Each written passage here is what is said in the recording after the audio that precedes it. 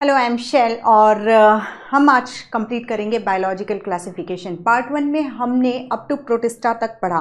Monera और protista दोनों unicellular थे, लेकिन डिफरेंस ये था कि मोनेरा प्रोकैरियोट्स थे जबकि प्रोटिस्टा जो थे वो यूनिसेलुलर यूकैरियोट्स थे। आज हम मल्टीसेलुलर फाइलम्स को टच करेंगे, जिसमें विटेकर के 5 किंगडम क्लासिफिकेशन में 3 मल्टीसेलुलर फाइलम है, that is fungi, Plantae and animalia. तो फंजाई को हमें कवर करना है आज के लेक्चर में। थोड़ा बहुत हम दो लाइन हम प्लांटी और एनिमेलिया को ही पढ़ेंगे, और दो लाइन हम उनके बारे में इसलिए पढ़ेंगे क्योंकि प्लांट किंगडम को भी हमें पूरा डिटेल में पढ़ना है और एनिमल किंगडम भी पूरा एक टॉपिक है, चैप्टर है, ठीक है। तो उनको हम शॉर्ट में पढ़ेंगे क्योंकि आपको पूरा क्लासिफिकेशन उनका पढ़ना है। फंजाई है, और इसके अलावा कुछ और ऑर्गेनिज्म, माइक्रो ऑर्गेनिज्म जिन्हें विटेकर ने अपने क्लासिफिकेशन में कोई जगह नहीं दी थी, like viruses, lichen, prions, viroids. Okay, तो चलिए अब हम स्टार्ट करते हैं। That is kingdom fungi. Okay, तो फंजाई के इसमें आप देखिए कि फंजाई जो होते हैं मल्टीसेलुलर तो हैं ही, लेकिन हमने क्या देखा था कि मल्टीसेलुलर किंगडम में 3 किंगडम में 2 जो थे वो हेटरोट्रॉफ थे, दैट इज एनिमेलिया और फंजाई हेटरोट्रॉफ थे। तो फंजाई हेटरोट्रॉफिक होते हैं, एंड दूसरी चीज मल्टीसेलुलर होते हैं, ठीक है। एक्सेप्शन यीस्ट का है जो कि एस्कोमाइसिटिस क्लास को बिलोंग करेगा, एस्कोमाइसिटिस डिवीजन को बिलोंग करेगा। फंजाई इज किंगडम, ठीक है। इसमें जब हम क्लास जो पढ़ेंगे फाइकोमाइसिटिस, एस्कोमाइसिटिस, बैक्टीरियोमाइसिटिस एंड ड्यूटेरोमाइसिटिस, वो क्या हो जाएंगे, वो डिवीजन हो जाएंगे। इस चीज का भी थोड़ा सा ध्यान रखें। तो फंजाई किंगडम, फंजाई जो है दैट इज हेटरोट्रॉफिक है, और इनकी मॉर्फोलॉजी में और हैबिटेट में, मॉर्फोलॉजी यानी बहुत अलग अलग, एक तो यूनिसेलर आपको यीस्ट भी दिखाई देगा, तो कई डिफरेंट शेप के इनकी बॉडी दिखाई देगी, फंजाई की बॉडी दिखाई देगी, जिसे हम माइसीलियम कहते हैं। फंजाई की बॉडी को हम माइसीलियम कहते हैं, ठीक है। अभी हम देखते हैं और इसके अलावा एयर में देखो तो प्रेजेंट है, वाटर में प्रेजेंट है, लैंड में प्रेजेंट है, एनिमल्स में प्रेजेंट है, ठीक है। तो प्लांट्स में प्रेजेंट है, तो ऑलमोस्ट कॉस्मोपॉलिटन है, हर जगह सर्वत्र व्याप्त हैं ये, ठीक है। तो हेटरोट्रॉफिक है, great diversity in morphology and habitat, and prefer to grow in warm and humid place, ठीक है। तो दैट इज, ये क्वेश्चन सारे मतलब जितने भी पॉइंट्स हैं वो सभी अपने आप में एक MCQ है। तो यहाँ वार्म एंड ह्यूमिड कंडीशन, तो ये क्वेश्चन आ चुका है ऑलरेडी, एंड नीट एग्जामिनेशन में ही आ चुका है कि किस तरीके की एनवायरमेंटल कंडीशन रिक्वायर्ड होती है फंजाई की ग्रोथ के लिए। तो warm and humid, humid means air में मॉइस्चर प्रेजेंट होनी चाहिए, हवा में नमी की प्रेजेंस होनी। जैसे बारिश के समय में आप देखो, जहां आप एक दिन ब्रेड खोल के छोड़ दो, दूसरे दिन उस पर काला काला दिखाई देने लगेगा, दैट इज राइजोपस म्यूकर की ग्रोथ आपको उसमें देखने को मिलेगी।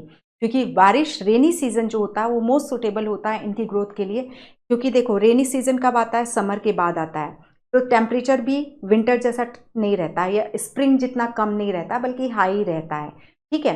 तो समर के बाद आता है रेनी सीजन, तो वार्म भी रहेगा और बारिश हो चुकी रहती है, तो एयर में मॉइस्चर सफिशिएंट प्रेजेंट रहती है, ठीक है। तो वार्म एंड ह्यूमिड कंडीशन, तो rainy season is the best season for fungal growth. Okay, fungi जो होते हैं, ये जो फंजाई जो होते हैं वो फिलामेंटस होते हैं, एक्सेप्शन याद रखना यीस्ट, ठीक है। ये एस्कोमाइसिटीज है, और यीस्ट को इसलिए रखा गया है यूनिसेलुलर होते हुए भी क्योंकि वो स्यूडोमाइसीलियम प्रोड्यूस करता है। ये बडिंग के थ्रू रिप्रोड्यूस होती है, और बड्स इस तरीके से लग के स्यूडोमाइसीलियम जैसी अपीयरेंस देती है। इस वजह से यीस्ट को किस में रखा गया है, एस्कोमाइसिटीज में रखा है। इसके अलावा ये एस्कोस्पोर का प्रोडक्शन भी करती हैं, ठीक है। तो हम जनरली देख रहे हैं दैट इज जो फंजाई है वो मल्टीसेलुलर है, एक्सेप्शन यहाँ पर यीस्ट देखने को मिल रहा है। अब जब हम फंजाई की बॉडी की बात करते हैं, तो इस तरीके से ये स्ट्रक्चर होती है जिसे हम हाइफी कहते हैं। अब ऐसी कई सारी हाइफी को रख दो, ये फंगल हाइफी है कई सारी, तो इसको कलेक्टिवली हम क्या कह रहे हैं, माइसीलियम कहते हैं, ठीक है। माइसीलियम कहलाएगा ये, ओके। तो single unit of mycelium is called hyphae. ये हाइफी जो है, एक सिंगल हाइफी जो है, इसमें सेप्टा भी हो भी सकता है, या ये विदाउट सेप्टेट भी हो सकती है। तो विदाउट सेप्टेट होगी, यानी जैसे ये सेप्टा है, तो ये इसमें तो हम देख रहे हैं यूनिन्यूक्लिएट या बाइन्यूक्लिएट कंडीशन देखने को मिलेगी। लेकिन जब यदि किसी हाइफी में सेप्टा पार्टीशन नहीं है, तो ये कैसी हो जाती है, मल्टीन्यूक्लिएट हो जाती है, ओके। तो hyphae is the single unit of mycelium या group of hyphae is known as mycelium. Mycelium can be septate या एसेप्टेट हो सकता है. Okay, fungal cell hyphae network is called mycelium. Fungal cell wall जो होती है, एक तो उसमें काइटिन प्रेजेंट होगा, और यहाँ इस चीज को ध्यान रखो कि काइटिन के साथ इसमें पॉलीसेकेराइड भी प्रेजेंट होता है. Chitin is homopolymer of N acetyl glucosamine. ठीक है, ग्लूकोसाम एन एसिटाइल ग्लूकोसामिन, जो कि हमें पेप्टिडोग्लाइकन में भी एक यूनिट जो होती है एन एसिटाइल ग्लूकोसामिन होती है. काइटिन हमें आर्थ्रोपोड के एक्सोस्केलेटन में भी देखने को मिलता है. अब जो यहाँ जो बहुत नोट से इसको पढ़ना, फंगल सेल वॉल में हम इसको तो बहुत ज़्यादा इंपॉर्टेंस देते हैं, लेकिन हम देख रहे हैं कि फंगल सेल वॉल में पॉलीसेकेराइड भी, कई डिफरेंट टाइप के पॉलीसेकेराइड भी प्रेजेंट होते हैं. तो fungal cell wall exclusively chitin की नहीं बनी होती, बल्कि उसमें पॉलीसेकेराइड होते हैं. तो ऑप्शन होता है काइटिन पॉलीसेकेराइड, और एक ऑप्शन है काइटिन एंड पॉलीसेकेराइड. तो chitin and polysaccharide he choose करना, भूल के भी केवल काइटिन करके मत आना. ओके, तो काइटिन एंड पॉलीसेकेराइड हो जाएगा. ओके, अब मोस्टली हाँ, अब यहाँ पर ये हेट्रोट्रॉफ हैं, तो जितनी भी फंजाई देखते हैं तो उसमें से जैसे हमने बैक्टीरिया के केस में देखा कि हेट्रोट्रॉफिक बैक्टीरिया में मोस्टली डिकम्पोजर होते हैं, दैट मीन्स सेप्रोफिटिक होते हैं. वैसे फंजाई जो हेट्रोट्रॉफिक है, इसमें मोस्ट ऑफ द फंजाइज जो हैं वो सेप्रोफाइटिक होती हैं. ठीक है, और कुछ जो होती हैं वो पैरासिटिक भी होती हैं, और पैरासाइट जो ये प्लांट में भी हो सकते हैं और एनिमल में भी हो सकते हैं. तो माइक्रोस्पोरम हम ह्यूमन हेल्थ एंड डिजीज में जो पढ़ते हैं, माइक्रोस्पोरम जो कि एस्कोमाइसिटिस फंजाई है, जो रिंग वर्म के लिए, दाद के लिए रिस्पॉन्सिबल होता है. ठीक है, तो हम मोस्टली सेप्रोफाइट और पैरासाइट ऑन प्लांट और एनिमल. हाँ, तो हम देख रहे हैं मोड ऑफ न्यूट्रिशन, हम देख रहे हैं या तो सेप्रोफाइट होते हैं, ये हेट्रोट्रॉफ में या तो सेप्रोफाइट होंगे या पैरासाइट होंगे या सिम्बायोटिक होंगे. सिम्बायोटिक एसोसिएशन हमें फंजाई का दो टाइप से देखने को मिलता है. एक माइकोराइजा, दैट इज माइकोराइजा क्या होता है, हायर प्लांट्स की जो रूट होती है उसके साथ माइसीलियम जो होता है सिम्बायोटिक एसोसिएशन में होता है. ठीक है, तो उसे हायर प्लांट की रूट के साथ फंगल का सिम्बायोटिक एसोसिएशन माइकोराइजा कहलाता है. दूसरा सिम्बायोटिक एसोसिएशन हम लाइकेन के रूप में देखते हैं, जिसमें एल्गी और फंजाई जो होते हैं वो सिम्बायोटिक एसोसिएशन में होते हैं. लाइकेन अभी हमें पढ़ना है. ठीक है, तो हमने देखा या तो ये सेप्रोफाइट होंगे या पैरासाइट होंगे या सिम्बायोटिक एसोसिएशन में होंगे.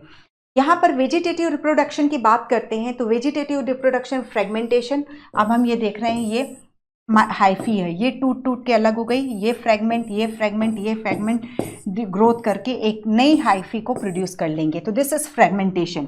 ओके, फिशन के केस में ये देख रहे हैं, जैसे ये है. ठीक है, ये एक सेल है, ये दो पार्ट में डिवाइड हो गई. ये पार्ट जो है ये भी पूरा एक नया स्ट्रक्चर में डेवलप हो जाएगा, ये पार्ट भी जो है एक नया स्ट्रक्चर में डेवलप हो जाएगा. फिशन यानी फिशन विदलन होता है शायद तक, वॉट एवर फिशन. तो फ्रेगमेंटेशन, फिशन, और एक हम देख रहे हैं बडिंग. तो बडिंग हम देखते हैं यीस्ट में जो होती है अनइक्वल डिवीजन होता है, एक छोटी सेल का फॉर्मेशन होता है, ये बड के रूप में प्रेजेंट होती है. तो बडिंग के रूप में भी हमें वेजिटेटिव रिप्रोडक्शन देखने को मिलता है. तो फ्रेगमेंटेशन, फिशन, बडिंग. इसके अलावा एक एडिशनल हम देख रहे हैं स्क्लेरोशिया. स्क्लेरोशिया जो होता है वो हमें क्लेविसेप्स परप्यूरिया जो कि अर्गोट फंजाई कहलाता है, जिससे कि हम LSD that is lysergic acid diethylamide obtain करते हैं, जो कि एक हेलुसिनोजेनिक ड्रग है. तो उसमें क्या होता है कि ये जो माइसीलियम है, वो माइसीलियम जो होता है इंटरवूवन हो करके इस तरीके के स्ट्रक्चर को प्रोड्यूस करता है, और बाहर की जो हाइफी है वो हार्ड हो जाती है, और ये पूरी स्ट्रक्चर स्क्लेरोशिया कहला रही है, और ये डॉर्मेंट स्टेज में रहती है अनफेवरेबल कंडीशन में. ठीक है, तो इस तरीके से पड़ी रहेगी अनफेवरेबल कंडीशन में, और हम क्लेविसेप्स के इसी स्क्लेरोशिया से LSD को ऑब्टेन करते हैं, और जैसे ही फेवरेबल सीजन आएगा ये फिर से माइसीलियम को डिवाइड होकर के नया नया माइसीलियम बना करके ग्रोथ शो करने लगेगी. राइट, तो हम देख रहे हैं कि जब वेजिटेटिव रिप्रोडक्शन की बात करते हैं तो फ्रेगमेंटेशन, फिशन एंड बडिंग, इसके अलावा स्क्लेरोशिया भी हमने देखा. अब इसके बाद जब हम एसेक्सुअल रिप्रोडक्शन की बात करते हैं तो एसेक्सुअल रिप्रोडक्शन में हम देखते हैं जो लोअर फंजाई हैं वो जू स्पोर का प्रोडक्शन करती हैं. तो जू स्पोर यानी स्पोर जिसमें कि फ्लैजिलास प्रेजेंट होंगे, वो मोटाइल होंगे. या फिर हम स्पोरेंजियो स्पोर देखते हैं. स्पोरेंजियो स्पोर आपको कहाँ देखने मिलेगा, that is Mucor and Rhizopus में. स्पोरेंजिया के अंदर स्पोर बनेंगे जिन्हें हम स्पोरेंजियो स्पोर बोलेंगे, और ये जो होते हैं नॉन मोटाइल होते हैं. ठीक है, इसके अलावा हम क्लेमाइडो स्पोर देखते हैं. क्लेमाइडोस्पोर देखते हैं, तो क्लेमाइडोस्पोर जो होते हैं थिक वॉल्ड स्पोर होते हैं, जो कि मोड ऑफ पेरिनेशन होते हैं, दैट इज अनफेवरेबल कंडीशन में इस तरीके के क्लेमाइडोस्पोर का फॉर्मेशन होता है। अब जैसे एक हम ओइडिया देखते हैं, ओइडिया क्या होता है, ये जैसे हाइफी है, ये सेप्टेट हाइफी है, ठीक है, इसमें हर एक जो एक सेल है ये इस तरीके से सर्कुलर हो जाएगी और टूट के हर एक सेल अलग अलग हो गए।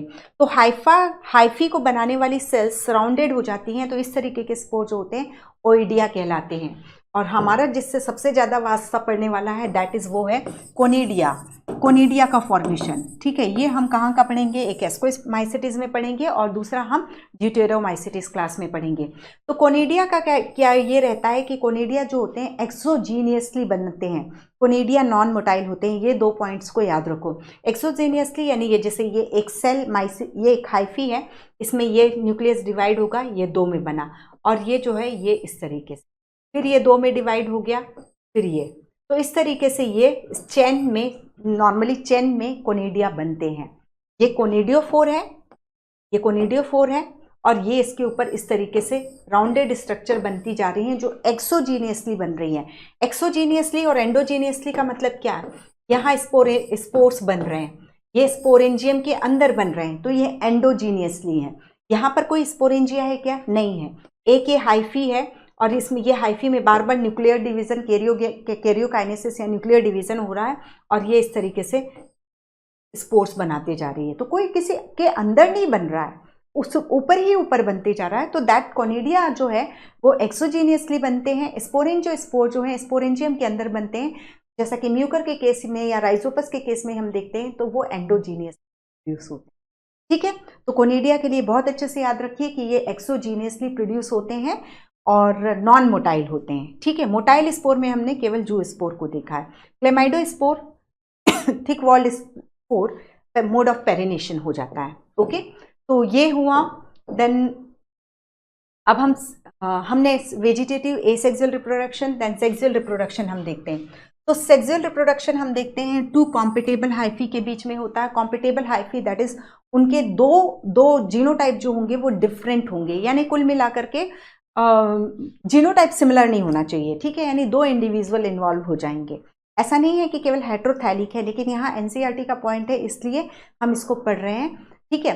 फंजाई जो होते हैं होमोथैलिक भी होते हैं, हेट्रोथैलिक भी होते हैं, ठीक है, लेकिन एनसीईआरटी का पॉइंट है, तो हमें बाय द वे कभी पूछ लेता है कि sexual reproduction in fungi take place between 2 compatible hyphae 2 non compatible hyphae, तो एक्चुअली होता दोनों में है, लेकिन जो एनसीईआरटी में दिया है हम वही मान के चलेंगे, ठीक है, बिल्कुल भी एक्सपेरिमेंट नहीं करेंगे। तो अब यहाँ पर सेक्सुअल रिप्रोडक्शन जो होता है, यहाँ पर दो कॉम्पिटेबल हाइफी जो है मेल एंड फीमेल गैमेट बनाएंगी, या डायरेक्टली वो मेल एंड फीमेल और के समान बिहेव करके खुद भी फ्यूज हो जाएंगी, या गैमेट्स को भी प्रोड्यूस कर सकती हैं, ठीक है। जैसे एंथ्रीडियम से एंथ्रोजोइड्स का बनना हो जाएगा, ऊगोनियम जो है एग बना देगा, इस तरीके से 2 कॉम्पिटेबल हाइफीज के बीच में सेक्सुअल रिप्रोडक्शन की प्रोसेस होगी, ठीक है। अब यहाँ पर हम देखते हैं सेक्सुअल रिप्रोडक्शन के बाद जाइगोट बनेगा। जाइगोट जो है खुद भी थिक वॉल्ड स्ट्रक्चर में चेंज हो सकता है, इसे हम ऊ स्पोर या जाइगोस्पोर भी कहते हैं। ऊ स्पोर हम एल्बुगो में, अभी हम सब बात कर लेंगे इसको।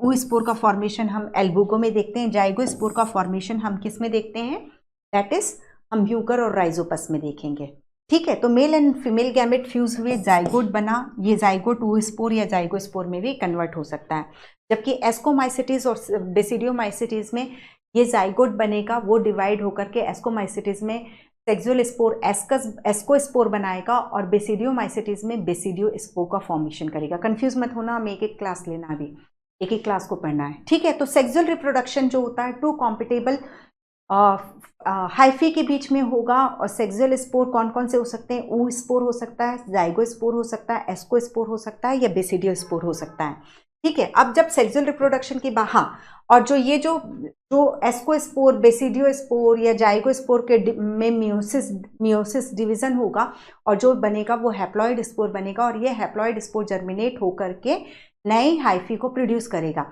यानी फंजाई की जो हम हाइफी देखते हैं वो हैप्लॉइड होती है, ये चीज है, ठीक है। जैसे हम कई सारी लाइफ साइकिल पढ़ेंगे प्लांट किंगडम में, हैप्लॉन्टिक, डिप्लॉन्टिक, हैप्लोडिप्लॉन्टिक। तो यदि ओवरऑल देखा जाए तो फंजाई की लाइफ साइकिल जो होती है हैप्लॉन्टिक होती है। दैट इज हमें जो माइसीलियम, इनकी जो बॉडी दिखाई दे रही है, हाइफी माइसीलियम दिखाई दे रहे हैं, वो हैप्लॉइड होते हैं। ठीक है, अब सेक्सुअल रिप्रोडक्शन जो होता है तो उसमें हम 3 स्टेजेस देखते हैं। दैट इज प्लाज्मोगेमी देखते हैं। प्लाज्मोगेमी में क्या होगा बताओ? प्रोटोप्लाज्म का फ्यूजन होगा। प्लाज्मोगेमी में प्रोटोप्लाज्म का फ्यूजन होगा। तो यहाँ पर प्रोटोप्लाज्म का फ्यूजन हुआ। फिर हम देखेंगे ये जैसे ये दो सेल थी, ये 2 सेल थी, ये 2 सेल थी। ठीक है, ये फ्यूज हुई तो ये एक सिर्फ प्रोटोप्लाज्म का फ्यूजन हुआ अभी। ठीक है, न्यूक्लियस का फ्यूजन नहीं बोल रहे हैं। तो इन दोनों के फ्यूजन से ये डाइकैरियोटिक माइसीलियम बन गया।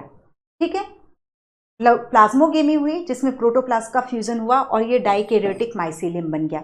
कुछ फंजाई ऐसी हैं कि डाइकैरियोटिक स्टेज के तुरंत बाद ही अपने न्यूक्लियस को फ्यूज करा करके जाइगोट बना लेंगी, जबकि कुछ फंजाई ऐसी हैं पहले डिवाइड होकर के खूब सारे डाइकैरियोटिक माइसीलियम को प्रोड्यूस करेंगी, फिर काफी देर बाद इस डाइकैरियोटिक में ये जो 2 न्यूक्लियस है उनका फ्यूज, इनको आपस में फ्यूज करेंगी।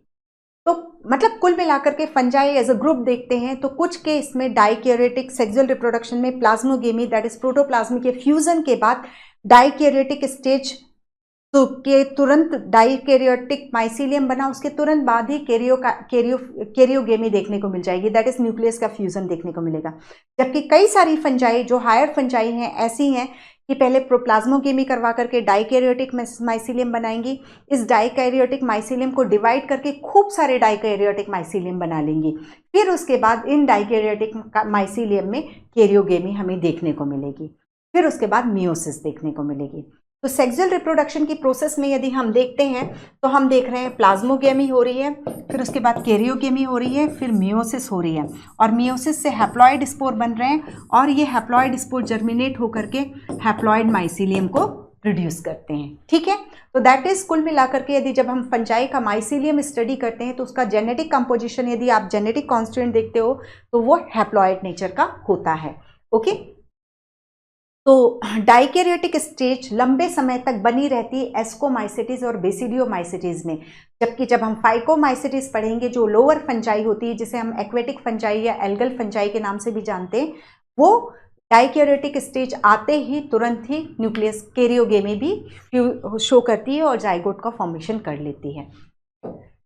देन क्लास, अब जब हम फंजाई के बारे में हमने ये जनरल पढ़ा तो क्लासिफिकेशन क्राइटेरिया यदि देखें तो हम देखते हैं morphology of the mycelium, that is वो सेप्टेट है कि नॉन सेप्टेट है। ठीक है, मोड ऑफ स्पोर फॉर्मेशन, किस तरीके का स्पोर बन रहा है, एस्को स्पोर बन रहा है कि बेसिडियो स्पोर बन रहा है कि सेक्सुअल रिप्रोडक्शन नहीं हो रहा है। ठीक है, और फ्रूटिंग बॉडी जहां पर स्पोर का फॉर्मेशन हो रहा है होता है उसको हम, उस स्ट्रक्चर को हम फ्रूटिंग बॉडी यानी कोई फ्रूट नहीं बनेगा बल्कि इसके अंदर स्पोर्स का फॉर्मेशन होगा। ओके, तो ये चीज हम देखते हैं। तो क्लासिफिकेशन क्राइटेरिया, फंजाई को डिवाइड करने का जो क्राइटेरिया है दैट इज माइसीलियम मॉर्फोलॉजी है, then mode of spore formation and type of fruiting body, कि बेसिडियो कार्ब बन रहा है कि एस्को कार्ब बन रहा है या और अदर डिफरेंट टाइप के फ्रूटिंग बॉडी बन रही है, इसके बेसिस पे अब हम स्टार्ट कर रहे हैं। क्लासिफिकेशन में हमने देख लिया 3 क्राइटेरिया, याद रखना है। ठीक है, ये सारे नाम दे करके पूछ सकता है कि फंजाई के क्लासिफिकेशन के लिए यूज होने वाले क्राइटेरिया, टेकर के 5 किंगडम क्लासिफिकेशन के क्राइटेरिया, तो ऐसा कुछ भी क्वेश्चन बन सकता है। तो और एक चीज वेरी सिंपल अभी जो हमारे ये टॉपिक चल रहे हैं सीरियसली बहुत सिंपल से टॉपिक है, थोड़ी बहुत जो समझने की चीज़ें हैं वो समझते चल रहे हैं, और बिल्कुल भी किसी भी हाल में कितनी भी ट्विस्टिंग हो जाए, हम कॉन्सेप्ट्स पे भी बात कर रहे हैं कि माइसीलियम जो होते हैं वो हैप्लॉइड होते हैं, तो आपको इस चीज़ को बहुत अच्छे से याद करके चलना है। ठीक है, तो किसी भी हाल में आपका दैट इज लिविंग वर्ल्ड में 3 क्वेश्चन एक्सपेक्ट करो या 2 क्वेश्चन एक्सपेक्ट करो, इसमें 3 क्वेश्चन एक्सपेक्ट करो, तो 5 दैट इज 5 चौक 20 नंबर आपके पक्के होते हैं। ठीक है, मतलब सिंपल सा है, जब कभी भी एक कोई टॉपिक कंप्लीट होता है इन एनी सब्जेक्ट, आप ये मान के चलो कि आपके उतने नंबर पर परफेक्ट होते जा रहे हैं। ठीक है, इस तरीके से उस टॉपिक को रिवाइज कर लो। और कल इसके पहले भी जो बात की है हमने, एक टॉपिक को क्रैश कोर्स में यदि आप एक बार पढ़ के बैठ रहे हो तो आपको 5 मौके मिल रहे हैं रिवीजन। ठीक है, तो बहुत अच्छे से करते जाओ सब चीज़ें। टाइम बहुत जल्दी निकलता है, टाइम का कुछ भी नहीं, डेट आ गई है, सब कुछ है।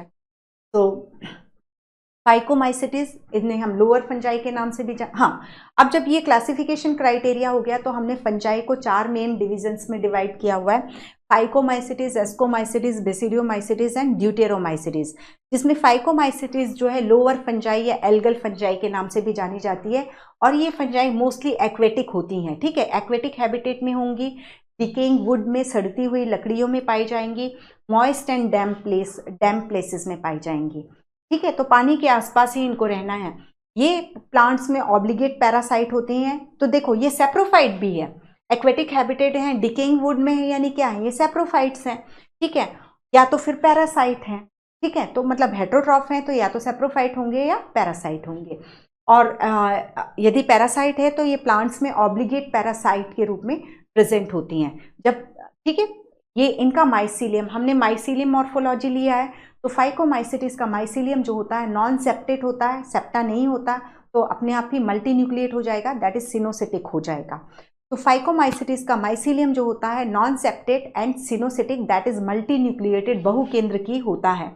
एसेक्सुअल रिप्रोडक्शन इसमें स्पोर, जू स्पोर से भी होता है या स्पोरेंजियो स्पोर से होता है। ए प्लेनोस्पोर मैं लिख रही हूँ, इसका मतलब है ए प्लेनोस्पोर बोलते हैं, यानी मोटाइल स्पोर, जैसे कि जू स्पोर। ए प्लेनोस्पोर यानी जो जिनमें फ्लैजिला नहीं होते हैं, जो अपने आप से नहीं चल पाते हैं, वो ए प्लेनोस्पोर।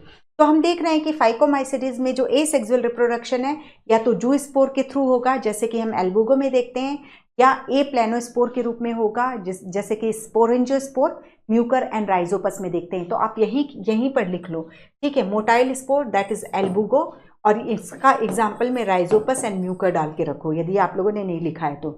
गैमेट्स, सेक्सुअल रिप्रोडक्शन यदि हम देखें तो इसमें आइसोगेमस, एनाइसोगेमस और oogamous तीनों टाइप का हो सकता है, और सेक्सुअल स्पोर जो बनता है उसे हम जाइगोस्पोर कहते हैं। एल्बुगो में ये जो बनता है उसे हम ऊ स्पोर कहते हैं, ऊ स्पोर, ठीक है। तो यहाँ पर हम इनके रिप्रेजेंटेटिव ऑर्गेनिज्म, फाइकोमाइसिटिस के रिप्रेजेंटेटिव ऑर्गेनिज्म में एल्बुगो, राइजोपस एंड म्यूकर के बारे में एनसीईआरटी ने दिया हुआ है। तो हमने क्या समझा कि माइसीलियम जो होगा नॉन सेप्टेट एंड सिनोसिटिक हो गया, और यहाँ जू स्पोर का भी फॉर्मेशन होगा। This is the only class जहाँ पर आप, ओनली डिवीजन इन फंजाई जहाँ पर आप जू स्पोर का फॉर्मेशन देखोगे। इसके बाद एस्को, बेसिडियो और उसमें दैट इज ड्यूटेरो में आपको ये जू स्पोर का फॉर्मेशन देखने को नहीं मिलेगा, ओके।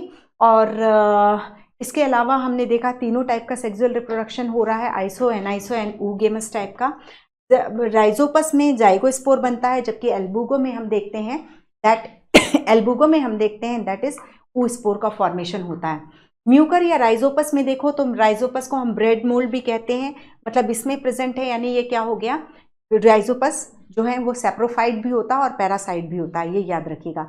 लास्ट ईयर जब डेल्टा की वेव आई थी कोरोना में, तो उसके बाद म्यूकर माइकोसिस हमने बहुत सुना था। तो ये म्यूकर माइकोसिस जो है फाइकोमाइसिटिस के म्यूकर एंड राइजोपस के कारण ही होता है। तो म्यूकर एंड राइजोपस जो होते हैं ये पैरासिटिक भी हैं एंड सेप्रोफिटिक नेचर को, एक ब्रेड में उग रहे हैं यानी सेप्रोफाइट हो गए, है ना। तो ये चीज को याद रखना। अब यहाँ sexual reproduction Mucor and Rhizopus में गैमेटेंजियल कॉपुलेशन के थ्रू होता है। देखो म्यूकर राइजोपस ऑलमोस्ट सिमिलर होते हैं, अब जब आप म्यूकर को देखोगे ना, ये राइजोपस में बना रही हूँ, ठीक है, तो यहाँ पर हम देखेंगे कुछ हाइफी जो है नीचे रूट लाइक स्ट्रक्चर को बनाती हैं, तो इसको हम राइजोइडियल माइसीलियम बोलते हैं या राइजोइडियल हाइफी बोलते हैं। और ये जो है सबस्ट्रेटम के ऊपर जो ग्रो कर रही है इसको हम स्टोलेनिफेरस हाइफी बोलते हैं, ठीक है। यदि राइजोपस है तो इसमें ये जो स्पोरेंजिया बन रहा है ये स्पोरेंजियम है, और ये स्पोरेंजियम का स्टॉक जो होता है उसको हम स्पोरेंजियोफोर बोलते हैं, ठीक है। तो स्पोरेंजियोफोर यदि अनब्रांच्ड है तो वो राइजोपस है, और यदि ये ब्रांच्ड है तो वो क्या है, म्यूकर है। म्यूकर के केस में आपको स्टोलेनिफेरस हाइफी नहीं देखने को मिलती है, म्यूकर के केस में स्टोलेनिफेरस हाइफी देखने को नहीं मिलती है, और म्यूकर का जो स्पोरेंजियोफोर होता है वो ब्रांच्ड होता है, ठीक है। अब यहाँ पर इतने, ये हमने इसके थोड़े वेजिटेटिव स्ट्रक्चर के बारे में बात की। अब म्यूकर और राइजोपस हम मोटाइल सेल कंप्लीटली एब्सेंट देखते हैं। फाइकोमाइसिटिस में जो स्पोर का फॉर्मेशन है, लेकिन म्यूकर एंड राइजोपस में मोटाइल सेल नहीं बनती हैं। जैसे हम एल्गी में पढ़ते हैं कि स्पाइरोगायरा में मोटाइल सेल नहीं है, वैसे फाइकोमाइसिटिस के म्यूकर एंड राइजोपस में मोटाइल सेल हैं ही नहीं। ठीक है, तो हमने देखा ये स्टोलेनिफेरस हाइफी है, ये राइजोइडियल हाइफी है, ये यहाँ पर स्पोरेंजियोफोर निकला, उसके टिप पर स्पोरेंजिया लग रहे हैं जिसमें स्पोरेंजियो स्पोर बन रहे हैं जो कि नॉन मोटाइल है। ठीक है, यहाँ पर सेंटर में यहाँ पर इसमें कॉलुमेला भी प्रेजेंट होता है।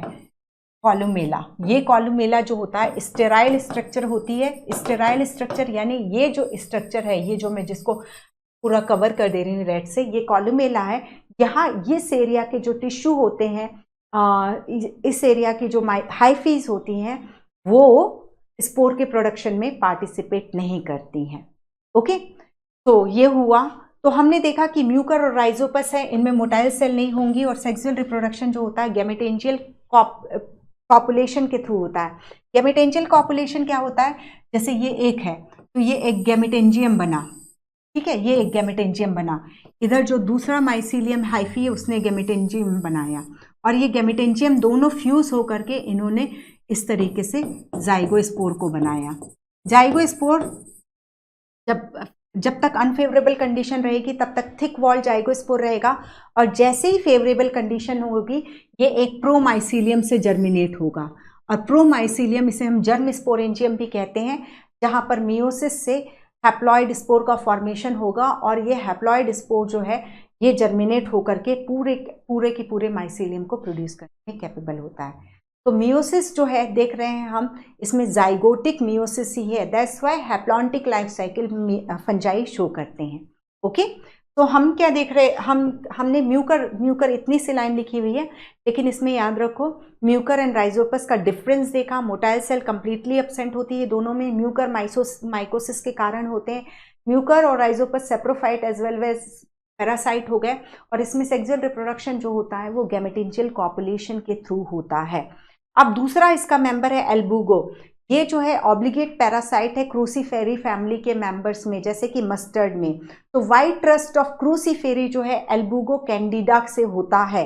ठीक है, ये ऑब्लिगेट पैरासाइट है, ऑब्लिगेट इंटरसेलुलर पैरासाइट, जैसे ये मस्टर्ड की सेल्स हैं, मस्टर्ड की लीफ है, लीफ की सेल्स हैं, तो ये जो माइसीलियम जो है इस तरीके से सेल्स के बीच में ग्रो करेगा, इन सेल के अंदर नहीं जाएगा, सेल के अंदर जाता तो इंट्रासेलुलर हो जाता, तो इंटरसेलुलर माइसीलियम होता है एल्बुगो का। तो मेक इट क्लियर, एल्बुगो में एसेक्सुअल रिप्रोडक्शन बाय ज़ूस्पोर हो गया, ऑब्लिगेट पैरासाइट हो गया, इंटरसेलुलर माइसीलियम हो गया, और इसमें सेक्सुअल रिप्रोडक्शन जो होता है गैमेटेंजियल कॉन्टैक्ट से होता है। गैमेटेंजियल कॉन्टैक्ट, ये दो गैमेटेंजियम है, इनके बीच में ये इस तरीके से कॉन्टैक्ट ट्यूब का फॉर्मेशन होता है और गैमेट ट्रांसफर किए जाते हैं। ठीक है, और माइसीलियम, अब देखो जब फाइकोमाइसिटिस हमने पढ़ा है, माइसीलियम नॉन सेप्टेड सिनोसिटिक, तो एल्बुगो और म्यूकर का भी माइसीलियम क्योंकि फाइकोमाइसिटिस में है तो इसी तरीके से होगा। वाइट रस्ट ऑफ क्रूसीफेरी, देखो इस तरीके से वाइट स्पॉट्स बन जाते हैं, white rust of cruciferae. Albugo candida white rust of cruciferae या वाइट रस्ट ऑफ मस्टर्ड जो होता है वो एल्बुगो कैंडिडा से होता है।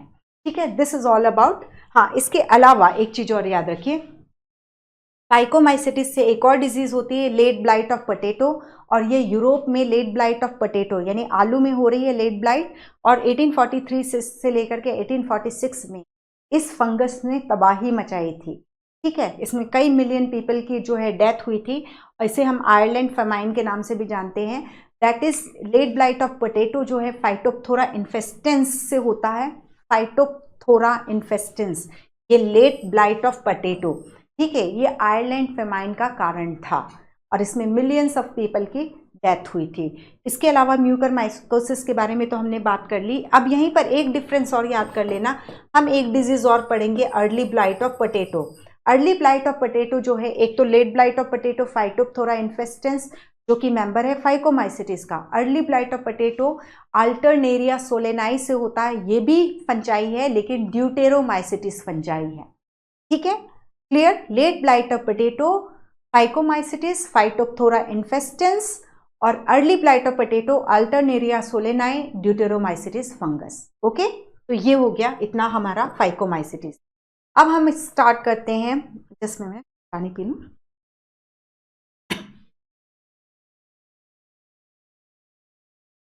तो एस्कोमाइसिटिस स्टार्ट करते हैं। एस्कोमाइसिटिस जो होता है वो एस्कोमाइसिटिस, बेसिडियोमाइसिटिस हायर फंजाइज में आते हैं, और इनकी लाइफ साइकिल में, मतलब अब हम जो 3 क्लास पढ़ने वाले हैं, इनकी लाइफ साइकिल में मोटाइल सेल्स का फॉर्मेशन देखने को नहीं मिलेगा।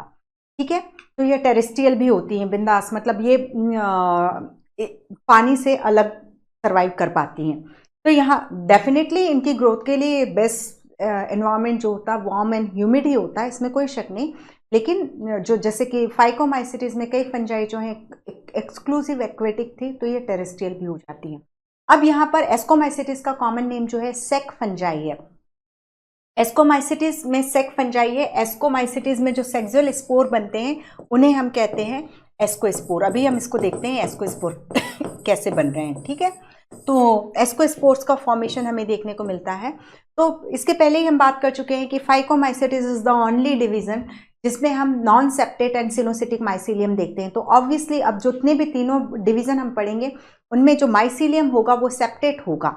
ठीक है, सेप्टेट माइसीलियम होगा। तो यही है, ये मोस्टली मल्टी सेलुलर होते हैं एस्कोमाइसिटिस एक्सेप्ट यीस्ट।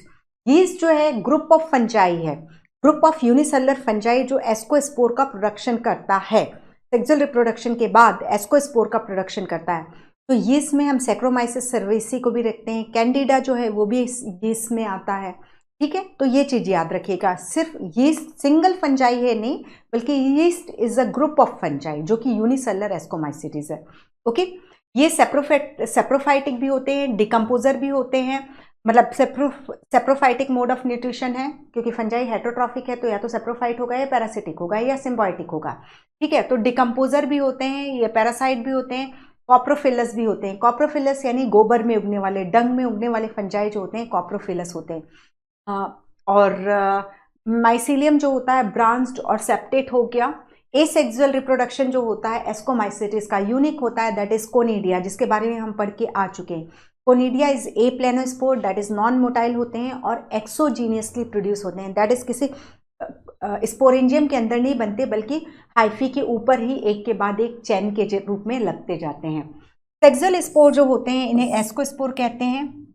ठीक है, तो sexual spore that is ascospore, तो ये एंडोजीनियसली बन रहे हैं। तो एंडोजीनियसली बन रहे हैं तो सिंपल सा देखो, ये एक एस्कोमाइसिटिस की फंजाई है, ये दूसरी ये फंजाई है, ये दोनों फ्यूज हुए। ठीक है, that is male and female gamete के रूप में ये डाइकैरियोटिक माइसीलियम बन गया, यानी एक सेल में 2 न्यूक्लियस हो गए। अब ये न्यूक्लियस भी डिवाइड हुआ, ये दो न्यूक्लियस में डिवाइड हुआ, ये 2 न्यूक्लियस में डिवाइड हुआ।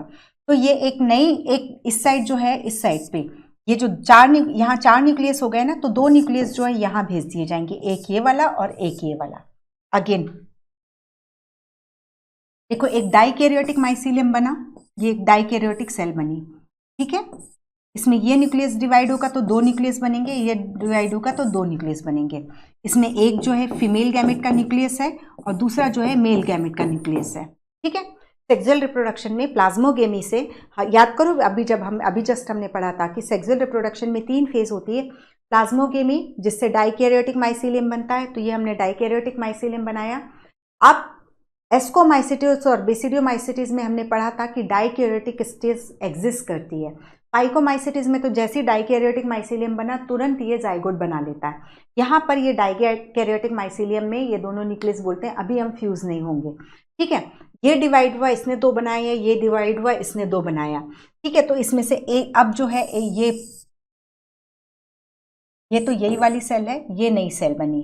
ठीक है, इसमें कैरियोकाइनेसिस साइटोकाइनेसिस से बनी, तो एक न्यूक्लियस ये वाला आ गया और एक न्यूक्लियस ये वाला, एक न्यूक्लियस ये यहाँ पर, ये यहाँ पर, यानी डाइकैरियोटिक माइसीलियम के हर एक सेल में जो 2 न्यूक्लियस है उसमें से एक मेल गैमेट के न्यूक्लियस को रिप्रेजेंट कर रहा है और दूसरा फीमेल गैमेट को। इस तरीके से बहुत सारे डाइकैरियोटिक सेल्स या डाइकैरियोटिक हाइफी का फॉर्मेशन हो जाएगा। तो ये बार बार डिवाइड होकर के डाइकैरियोटिक माइसीलियम के नंबर्स को इंक्रीज करते रहेंगे। ठीक है, फिर क्या होगा, जब ये डाइकैरियोटिक माइसीलियम सफिशिएंट अमाउंट में प्रोड्यूस हो गया प्लाज्मोगेमी के बाद, फिर इसमें कैरियोगेमी होगी, तो ये जाइगोट का फॉर्मेशन हुआ। ठीक है, अब ये जो जाइगोट का जो फॉर्मेशन हो रहा है तो उसमें हम देख रहे हैं फ्यूजन हो, ये डाइकैरियोटिक न्यूक्लियस फ्यूज होकर के जाइगोट को प्रोड्यूस कर लिया। अब ये जो जाइगोट है इसी में से कुछ सेल्स जो है एस्कस मदर सेल के रूप में हो जाएंगी। ये यहाँ पर ये न्यूक्लियस है जाइगोट का। अब इसमें पहला मियोसिस होगा तो कितनी सेल बनेंगी फर्स्ट मियोसिस से ये जैसे एस्कस मदर सेल हो गई, ठीक है। इसमें मियोसिस 1 हुआ तो कितनी सेल बनी, सॉरी कितने न्यूक्लियस बने, 2। फिर मियोसिस 2 हुआ, ठीक है, तो कितने न्यूक्लियस हो जाएंगे, 4 न्यूक्लियस हो गए। अब हर एक में एक एक माइटोसिस हो गया। तो एक के एस्कस में 1 2 3 4 5 6 7 8 न्यूक्लियस बन गए। और इस तरीके से हम देख रहे हैं ये 8 एस्कोस्पोर का फॉर्मेशन हो जाता है, ठीक है। तो एस्कोस्पोर सेक्सुअल रिप्रोडक्शन का रिजल्टेंट होते हैं और एक एस्कस में 8 एस्कोस्पोर होते हैं जो एक मियोसिस और 4 माइटोसिस का रिजल्ट होते हैं। लेकिन कहीं पे भी 4 माइटोसिस आपको नहीं मिलता है, वो एक मियोसिस और एक माइटोसिस मिलता है। इसलिए ले लेते हैं एक माइटोसिस क्योंकि यहाँ से हम सिर्फ एक माइटोसिस शो कर देते हैं, ठीक है, एक माइटोसिस शो कर देते हैं, जबकि एक्चुअली हर एक न्यूक्लियस में एक एक माइटोसिस हो, ठीक है। तो हमने देखा कि ये जाइगोट वाला न्यूक्लियाई हुआ, ठीक है। जाइगोट वाले न्यूक्लियाई में मियोसिस 1 से हुआ 2, इनमें मियोसिस 2 हुई, इससे 2 बन गया, इससे 2 बन गया, हर एक में माइटोसिस हुई तो इससे 2 इससे 2 इससे 2, इस तरीके से 8 एस्कोस्पोर का फॉर्मेशन हुआ। और ये 8 एस्कोस्पोर फिर रिलीज होंगे, सबस्ट्रेटम पे जाएंगे जहां पे भी वो ग्रो कर रहे हैं और वहां जर्मिनेट होकर के हैप्लॉइड हाइफी को प्रोड्यूस करेंगे, ठीक है। तो ये है। अब यहाँ पर हमने जब क्राइटेरियाज लिया था फंजाई के क्लासिफिकेशन का, तो उसमें माइसीलियम मॉर्फोलॉजी और फ्रूटिंग बॉडी बोला था। तो जो एस्कोमाइसिटिस की फ्रूटिंग बॉडी होती है उसे हम एस्कोकार्प कहते हैं, उसको हम एस्कोकार्प कहते हैं। तो ये एस्कोकार्प जो होते हैं कई डिफरेंट शेप के होते हैं, जैसे ये होता है एक कप शेप का एस्कोकार्प होता है। यहाँ पर देखो वही एस्कस जिसके अंदर मैंने 8 एस्कोस्पोर बनाए थे ना, ये इसके अंदर एस्कोस्पोर्स बन गए हैं। तो हमने बोला ये एस्कोस्पोर एंडोजीनियसली बनते हैं और एस्कोमाइसिटिस में कोनिडिया एक्सोजीनियसली बनते हैं, ठीक है। तो ये इस तरीके से ये जो है ये एस्कोकार्प है और इस तरीके से कप शेप एस्कोकार्प को हम एपोथीशियम बोलते हैं। दूसरा ये एपोथीशियम जो कि पजाइजा आप लोग के सिलेबस में नहीं है बट याद रख लो, apothecium is a ascocarp fruiting body जो कि पेजाइजा में देखने को मिलती है, ठीक है। इसे हम पेजाइजा कप भी बोलते हैं। देन इसके बाद हम एक देखते हैं दैट इज पेरीथीशियम। पेरीथीशियम में ऊपर में एक ओपनिंग रहेगी और यहाँ पर एस्कस जो है अरेंज है जिनके अंदर एस्कोस्पोर, ठीक है, ये पेरीथीशियम है।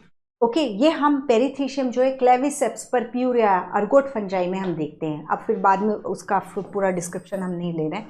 और कुछ फ्रूटिंग बॉडी ऐसे होते हैं जिसमें कोई ओपनिंग नहीं होती, इसे हम क्लिस्टोथीशियम कहते हैं।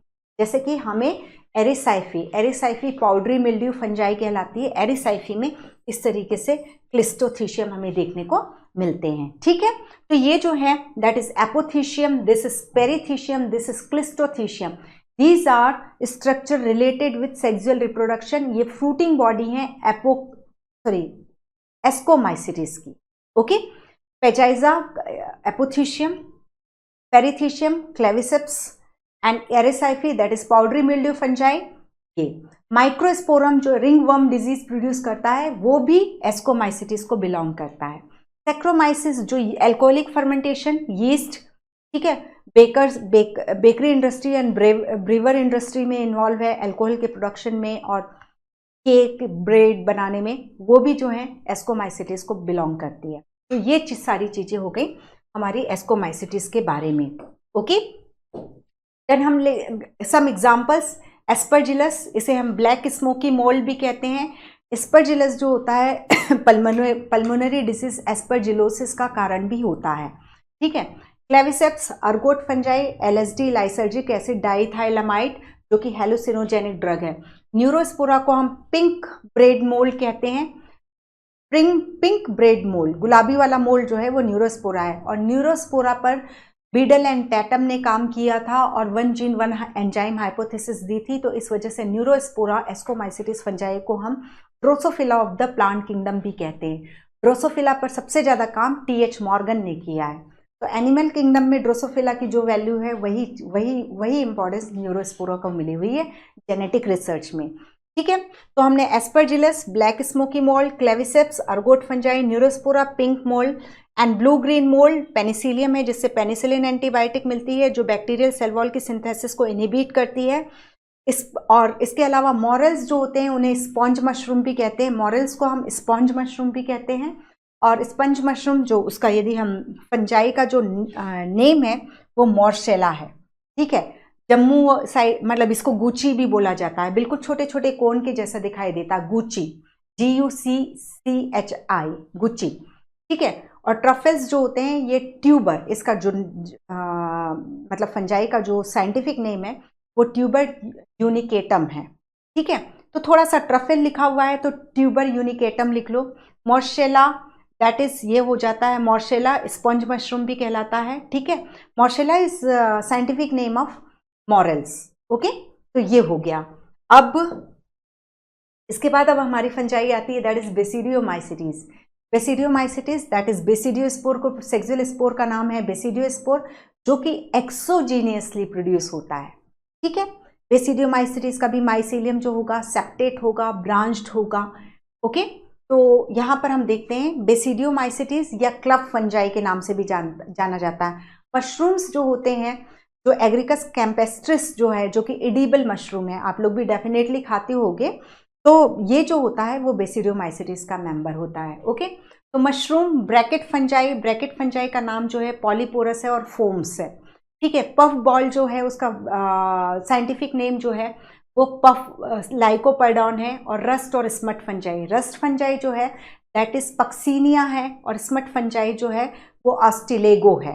ठीक है, इनके बारे में बात करेंगे। माइसीलियम देख लो, सेप्टेट है, ब्रांच माइसीलियम है। वेजिटेटिव रिप्रोडक्शन जो होता है फ्रेगमेंटेशन के थ्रू होता है, एसेक्सुअल रिप्रोडक्शन यानी स्पोर प्रोड्यूस करके ये रिप्रोड्यूस नहीं करता है। ठीक है, जैसे हमने एस्कोमाइसिटीज में देखा कि कोनेडिया का फॉर्मेशन होता है, वैसे यहाँ कोई स्पेशल टाइप के स्पोर्स का फॉर्मेशन नहीं होता। वेजिटेटिव होता है लेकिन एसेक्सुअल रिप्रोडक्शन जो होता है वो इसमें एब्सेंट होता है। ओके, सेक्सुअल रिप्रोडक्शन है तो यहाँ पर हम देखते हैं सेक्सुअल रिप्रोडक्शन में बेसिडियोमाइसिटीज ऐसा डिवीजन है फंजाई का जो सिंप्लिसिटी पर बहुत ज़्यादा बिलीव करता है। वो बोलता है कि नहीं, मैं कोई एंथ्रीडियम और ऊगोनियम नहीं बनाऊंगा, सिंपल दो सोमेटिक हाइफी जो है मेल और फीमेल हाइफी गैमेट्स के समान बिहेव करके फ्यूज हो जाती है, और इस तरीके की प्रोसेस को हम क्या कहते हैं, सोमेटोगैमी।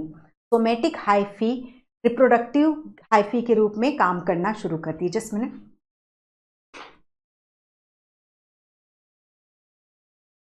तो कुल मिलाकर के बेसिडियोमाइसिटीज तामझाम में बिलीव नहीं करता, सिंपल से कोई एंथ्रीडियम उगोनियम का फॉर्मेशन नहीं होगा, सिंपल दो सोमेटिक हाइफी जो है सेक्सुअल रिप्रोडक्शन में male and female reproductive unit के समान बिहेव करती हैं और फ्यूज होती हैं, जिसे हम सोमेटोगेमी कहते हैं।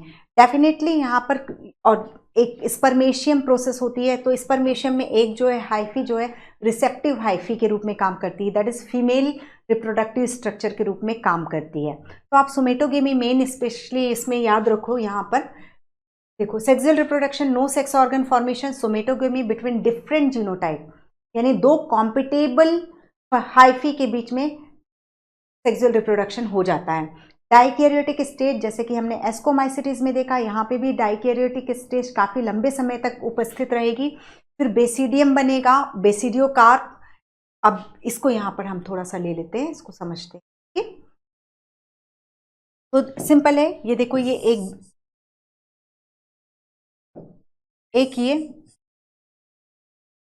ये एक बेसिडियोस्पोर है। बेसिडियोस्पोर कैसा होता है, हैप्लॉइड होता है। ये जर्मिनेट होकर के इसने हैप्लॉइड हाइफी को प्रोड्यूस किया।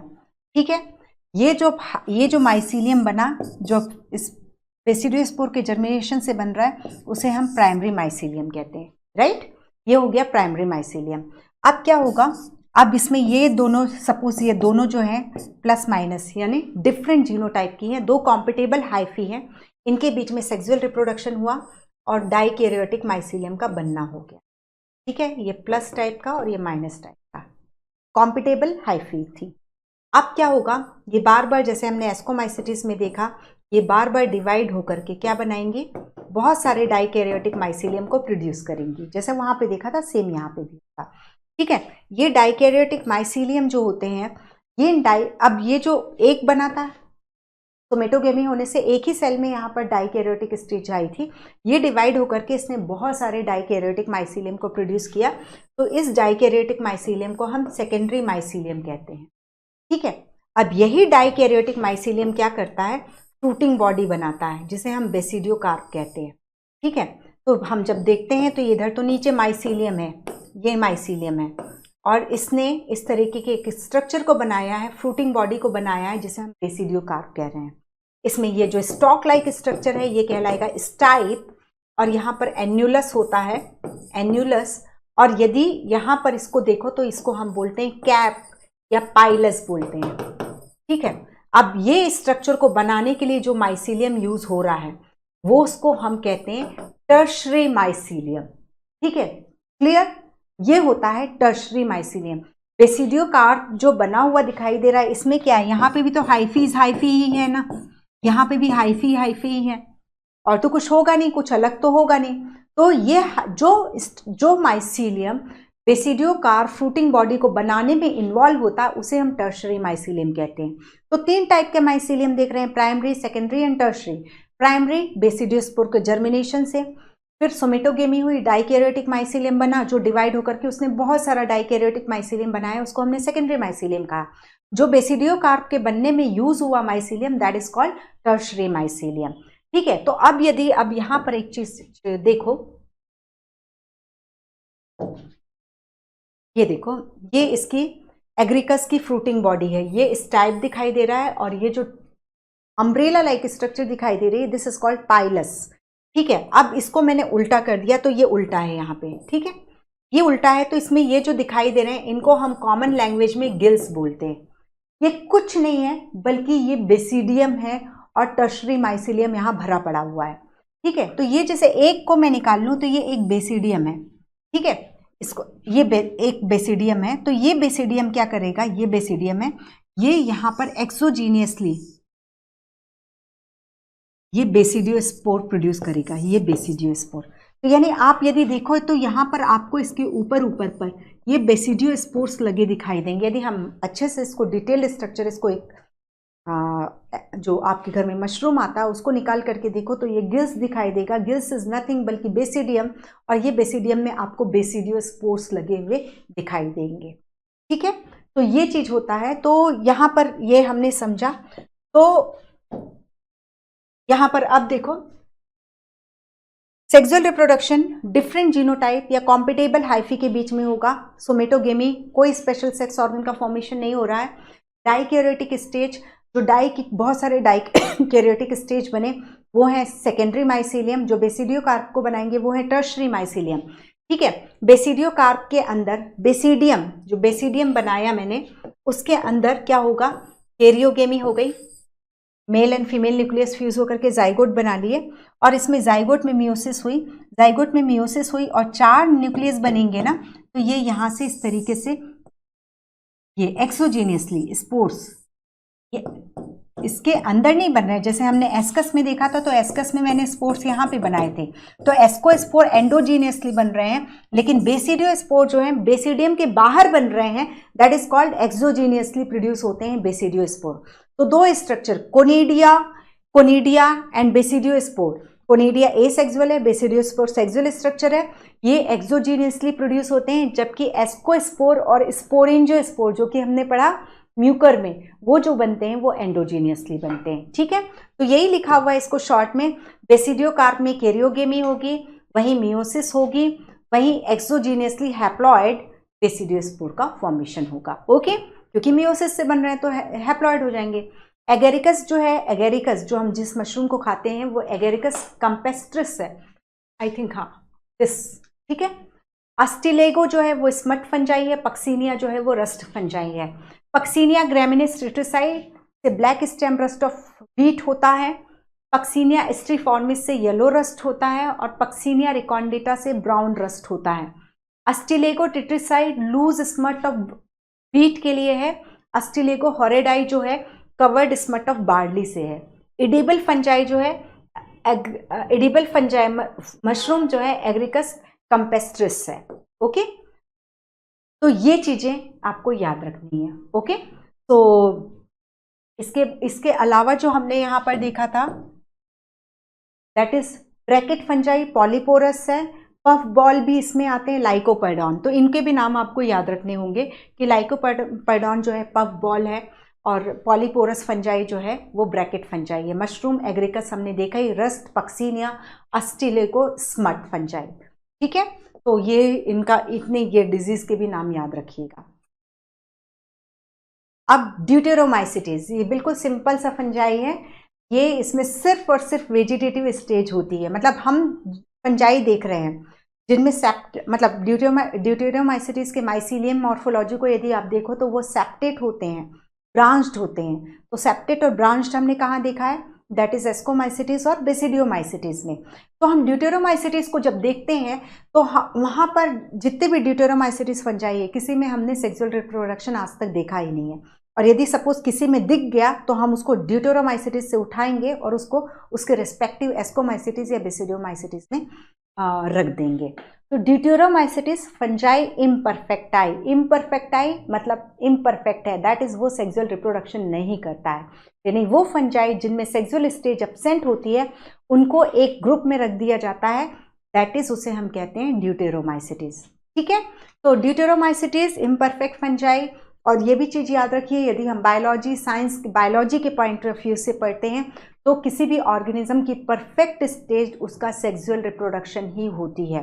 सेक्सुअल रिप्रोडक्शन को परफेक्ट स्टेज इसलिए माना है क्योंकि परफेक्ट स्टेज इसी के थ्रू कोई ऑर्गेनिज्म उस स्पीशीज की अर्थ में कंटिन्यूटी को मेंटेन रखता है। ठीक है, क्योंकि अर्थ में चेंजेस होते रहे हैं और होते रहेंगे। जैसे अभी हम देख रहे हैं टेम्परेचर जो है शूट हो रहा है, मतलब जो पहला मतलब due to greenhouse gases global warming हो रही है, तो ये चेंजेस होते जा रहे हैं। ठीक है, और ये चेंजेस होते जा रहे हैं तो सेक्सुअल रिप्रोडक्शन से जो रिकॉम्बिनेंट बनेंगे उनमें से कुछ रिकॉम्बिनेंट ऐसे हो जाएंगे जो इस हायर टेम्परेचर को टॉलरेट करने में कैपेबल होंगे। तो सेक्सुअल रिप्रोडक्शन जो होता है वो स्पीशीज के इवोल्यूशन में बहुत इंपॉर्टेंट रोल प्ले करता है, क्योंकि वहाँ पर न्यू जेनेटिक कॉम्बिनेशन बनते हैं और कुछ जेनेटिक कॉम्बिनेशन ऐसे बनेंगे जो इस चेंजिंग एनवायरनमेंट के लिए सुटेबल होंगे। ठीक है, तो ये है deuteromycetes, septate and coenocytic mycelium, septate and coenocytic mycelium and coenocytic नहीं होता है, ओनली एसेक्सुअल और वेजिटेटिव फेस। एसेक्सुअल स्पोर यहाँ पर सिर्फ कोनेडिया का फॉर्मेशन होता है। ठीक है, एसेक्सुअल स्पोर जो बनेगा वो सिर्फ और सिर्फ कोनेडिया होगा, यानी क्योंकि हमने बेसिडियोमाइसिटीज में पढ़ा है कि वहाँ कोई एसेक्सुअल स्पोर का फॉर्मेशन नहीं होता। और हम जब ड्यूटेरोमाइसिटीज को देखते हैं तो ड्यूटेरोमाइसिटीज में हमें सेप्टेट माइसीलियम दिखाई दे रहा है। ओके, तो सिंपल दैट इज, जब कभी भी यदि कोई ड्यूटेरोमाइसिटीज में भूले भटके सेक्सुअल रिप्रोडक्शन दिखाई दे गया तो हम क्या करेंगे, उस यदि मान लो हमने एक फंजाई देखा, ड्यूटेरोमाइसिटीज का एक फंजाई देखा जिसमें कोनेडिया का प्रोडक्शन हो रहा और वो सेक्सुअल रिप्रोडक्शन भी शुरू कर दिया, तो यानी ये कौन सा फंजाई होगा, एस्कोमाइसिटीज होगा, क्योंकि एस्कोमाइसिटीज से कोनेडिया प्रोड्यूस करता है। ठीक है, तो सेक्सुअल रिप्रोडक्शन करेगा तो हमें समझ में ही आ जाएगा कि एस्कोस्पोर बना रहा है कि बेसिडियोस्पोर बना रहा है। हमने डिफरेंस क्लियरली देखा है। ठीक है, कि बेसिडियो कार्प लग रहा है कि एस्को कार्प बन रहा है उसमें, उस बेसिस पे हम उसको रिस्पेक्टिव एस्कोमाइसिटीज या बेसिडियोमाइसिटीज में ट्रांसफर कर देंगे। तो इस तरीके से हम देख रहे हैं कि ड्यूटेरोमाइसिटीज फंजाई इम्परफेक्टाई है जिसमें माइसीलियम सेप्टेट है और ये ब्रांच्ड हो जाएगा। सेप्टेट सिनोसिटिक नहीं, sorry, septate and branch mycelium होता है। एसेक्सुअल स्पोर यदि दिखाई देते हैं तो सिर्फ कोनेडिया होते हैं और ये बेसिकली ड्यूटेरोमाइसिटीज में एस्कोमाइसिटीज और बेसिडियोमाइसिटीज के वेजिटेटिव माइसीलियम होते हैं। एक सिंपल लैंग्वेज में हम ये भी कह सकते हैं। ठीक है, और सेक्सुअल फेज एब्सेंट होती है, यदि सेक्सुअल स्टेज मिली तो उसको उसके रिस्पेक्टिव क्लास में मूव करा दिया जाता है। डिकम्पोजर हेल्प इन बायोजीव का, डिकम्पोजर जो होते हैं वो बायोकेमिकल साइकिल में हेल्प करते हैं। अब इसके एग्जाम्पल्स आप देखते हो तो अल्टरनेरिया जो अर्ली ब्लाइट ऑफ पोटैटो मैंने आपको पहले ही बताया है, late blight of potato phytophthora infestans Ireland famine से रिलेटेड है। अल्टरनेरिया जो है solani early blight of potato के लिए रिस्पॉन्सिबल है। Colletotrichum falcatum red rot of sugar cane के लिए रिस्पॉन्सिबल है। ट्राइकोडर्मा बायो कंट्रोल एजेंट के रूप में यूज किया जाता है। ठीक है, तो ये होता है ड्यूटेरोमाइसिटीज। ओके, तो ये है। फिर अब इसके बाद प्लांटी, तो प्लांटी को हमें बहुत शॉर्ट में पढ़ना है क्योंकि इसका पूरी इसकी R&D हमें प्लांट किंगडम में जो नेक्स्ट टू नेक्स्ट टॉपिक है उसमें हमें करनी होगी, ठीक है। तो प्लांटी जो होते हैं मल्टी सेलुलर हो गए और फोटो ऑटोट्रॉफिक हो जाएंगे। इनकी सेल वॉल सेलुलोज की होती है और इनमें स्टोरेज फूड जो होता है वो स्टार्च होता है, ठीक है। और अल्टरनेशन ऑफ जनरेशन प्रेजेंट होता है, दैट इज गैमेटोफाइट और स्पोरोफाइट के बीच में। गैमेटोफाइट यानी वो प्लांट जो गैमेट का प्रोडक्शन करते हैं, स्पोरोफाइट यानी वो प्लांट जो स्पोर का प्रोडक्शन करते हैं। गैमेटोफाइट हैप्लॉइड होते हैं, स्पोरोफाइट डिप्लॉइड होते हैं। इसको हम अच्छे से प्लांट किंगडम में करेंगे, ठीक है। अब जो ऑटोट्रॉफिक होते हैं, लेकिन यहाँ पर इस पॉइंट को हमें एम्फेसाइज करना है क्योंकि हो सकता है वो यहीं से क्वेश्चन बन जाए। तो इंसेक्टिवोरस प्लांट जो होते हैं वो पार्शियल हेटरोट्रॉफिक होते हैं, पार्शियल ऑटोट्रॉफिक नहीं बोलेंगे हम, पार्शियल हेटरोट्रॉफिक होते हैं। तो इंसेक्टिवोरस प्लांट जैसे कि ब्लडर वर्ट और वीनस फ्लाई ट्रैप, ठीक है, हम जब मॉर्फोलॉजी पढ़ेंगे तो इनके बारे में भी हम डिटेल में पढ़ेंगे। तो इंसेक्टिवोरस प्लांट जो होते हैं वो उनमें जब नाइट्रोजन की डेफिशिएंसी हो जाती है तो वो कीड़ों को खाना शुरू कर देते हैं, ठीक है। फोटोसिंथेसिस वो करेंगे लेकिन नाइट्रोजन डेफिशिएंसी के लिए वो कीड़ों को खा रहे हैं। तो ये जो है पार्शियल हेटरोट्रॉफ होते हैं और मतलब ये थोड़े से हेटरोट्रॉफ होते हैं बट मोस्टली ये ऑटोट्रॉफिक होते हैं, ठीक है। और कस्कुटा एंड सिफेल्यूरोज जो है ये पैरासाइट है। सिफेल्यूरोज जो है ग्रीन एल्गी है जो रेड रस्ट ऑफ टी का कारण बनती है और कस्कुटा जो होता है वो टोटल पैरासाइट होता है, ओके, अमर बेल जिसे बोलते हैं। तो यहाँ पर प्लांट्स के लिए इतना ही रखो, इससे ज़्यादा करने की जरूरत नहीं है। एनिमेलिया मल्टीसेलुलर हेटरोट्रॉफ, ठीक है, सेल वॉल नहीं होती, स्टोर्ड फूड जो होता है ग्लाइकोजन होता है। एक चीज़ और याद रखिए, फंजाई में भी स्टोर्ड फूड जो होता है वो ग्लाइकोजन होता है। और मोस्ट ऑफ द एनिमल जो हैं वो लोकोमोशन शो करते हैं। अब जो इसको यहीं पे छोड़ते हैं, दैट इज अब हम स्टार्ट करते हैं उन ऑर्गेनिज्म माइक्रो ऑर्गेनिज्म के बारे में जिनके लिए विटेकर के क्लासिफिकेशन में कोई जगह नहीं है, ओके ओके। तो चलिए अब हम स्टार्ट करते हैं उन और माइक्रो ऑर्गेनिजम्स को समझते हैं जिनके लिए विटेकर ने अपने क्लासिफिकेशन में कोई जगह नहीं रखी। और उनमें से कौन कौन था, that is no place for lichen and some acellular organism micro organism like virus, viroids and prions, okay. इनके लिए तो ये अपने आप में क्वेश्चन है कि इनको हम इंक्लूड नहीं कर सकते हैं 5 किंगडम क्लासिफिकेशन में। तो ये हो जाएंगे that is lichens, virus, viroids and prions. तो वायरस, वीरियोइड्स एंड प्रियॉन्स ये तो ए सेलुलर हैं इसलिए हम नहीं कर सकते। लाइकेन्स सेलुलर हैं, लेकिन लाइकेन्स क्या है, फंजाई एंड एल्गी का सिम्बायोटिक एसोसिएशन है, फंजाई और ग्रीन एल्गी या फिर साइनोबैक्टीरिया का, ठीक है, सिम्बायोटिक एसोसिएशन है। एक्चुअली हम यहाँ लाइकेन को एल्गी फंजाई बोलते हैं। एक्चुअली फंजाई की फंजाई तो फंजाई है, वो तो मल्टीसेलुलर हो ही गया। एल्गी में ब्लू ग्रीन एल्गी को भी इंक्लूड किया जाता है और अभी प्रेजेंट क्लासिफिकेशन में ब्लू ग्रीन एल्गी जो है वो प्लांटी में नहीं है बल्कि वो किस में है, मोनेरा में है। तो ये चीज़ को याद रखिए।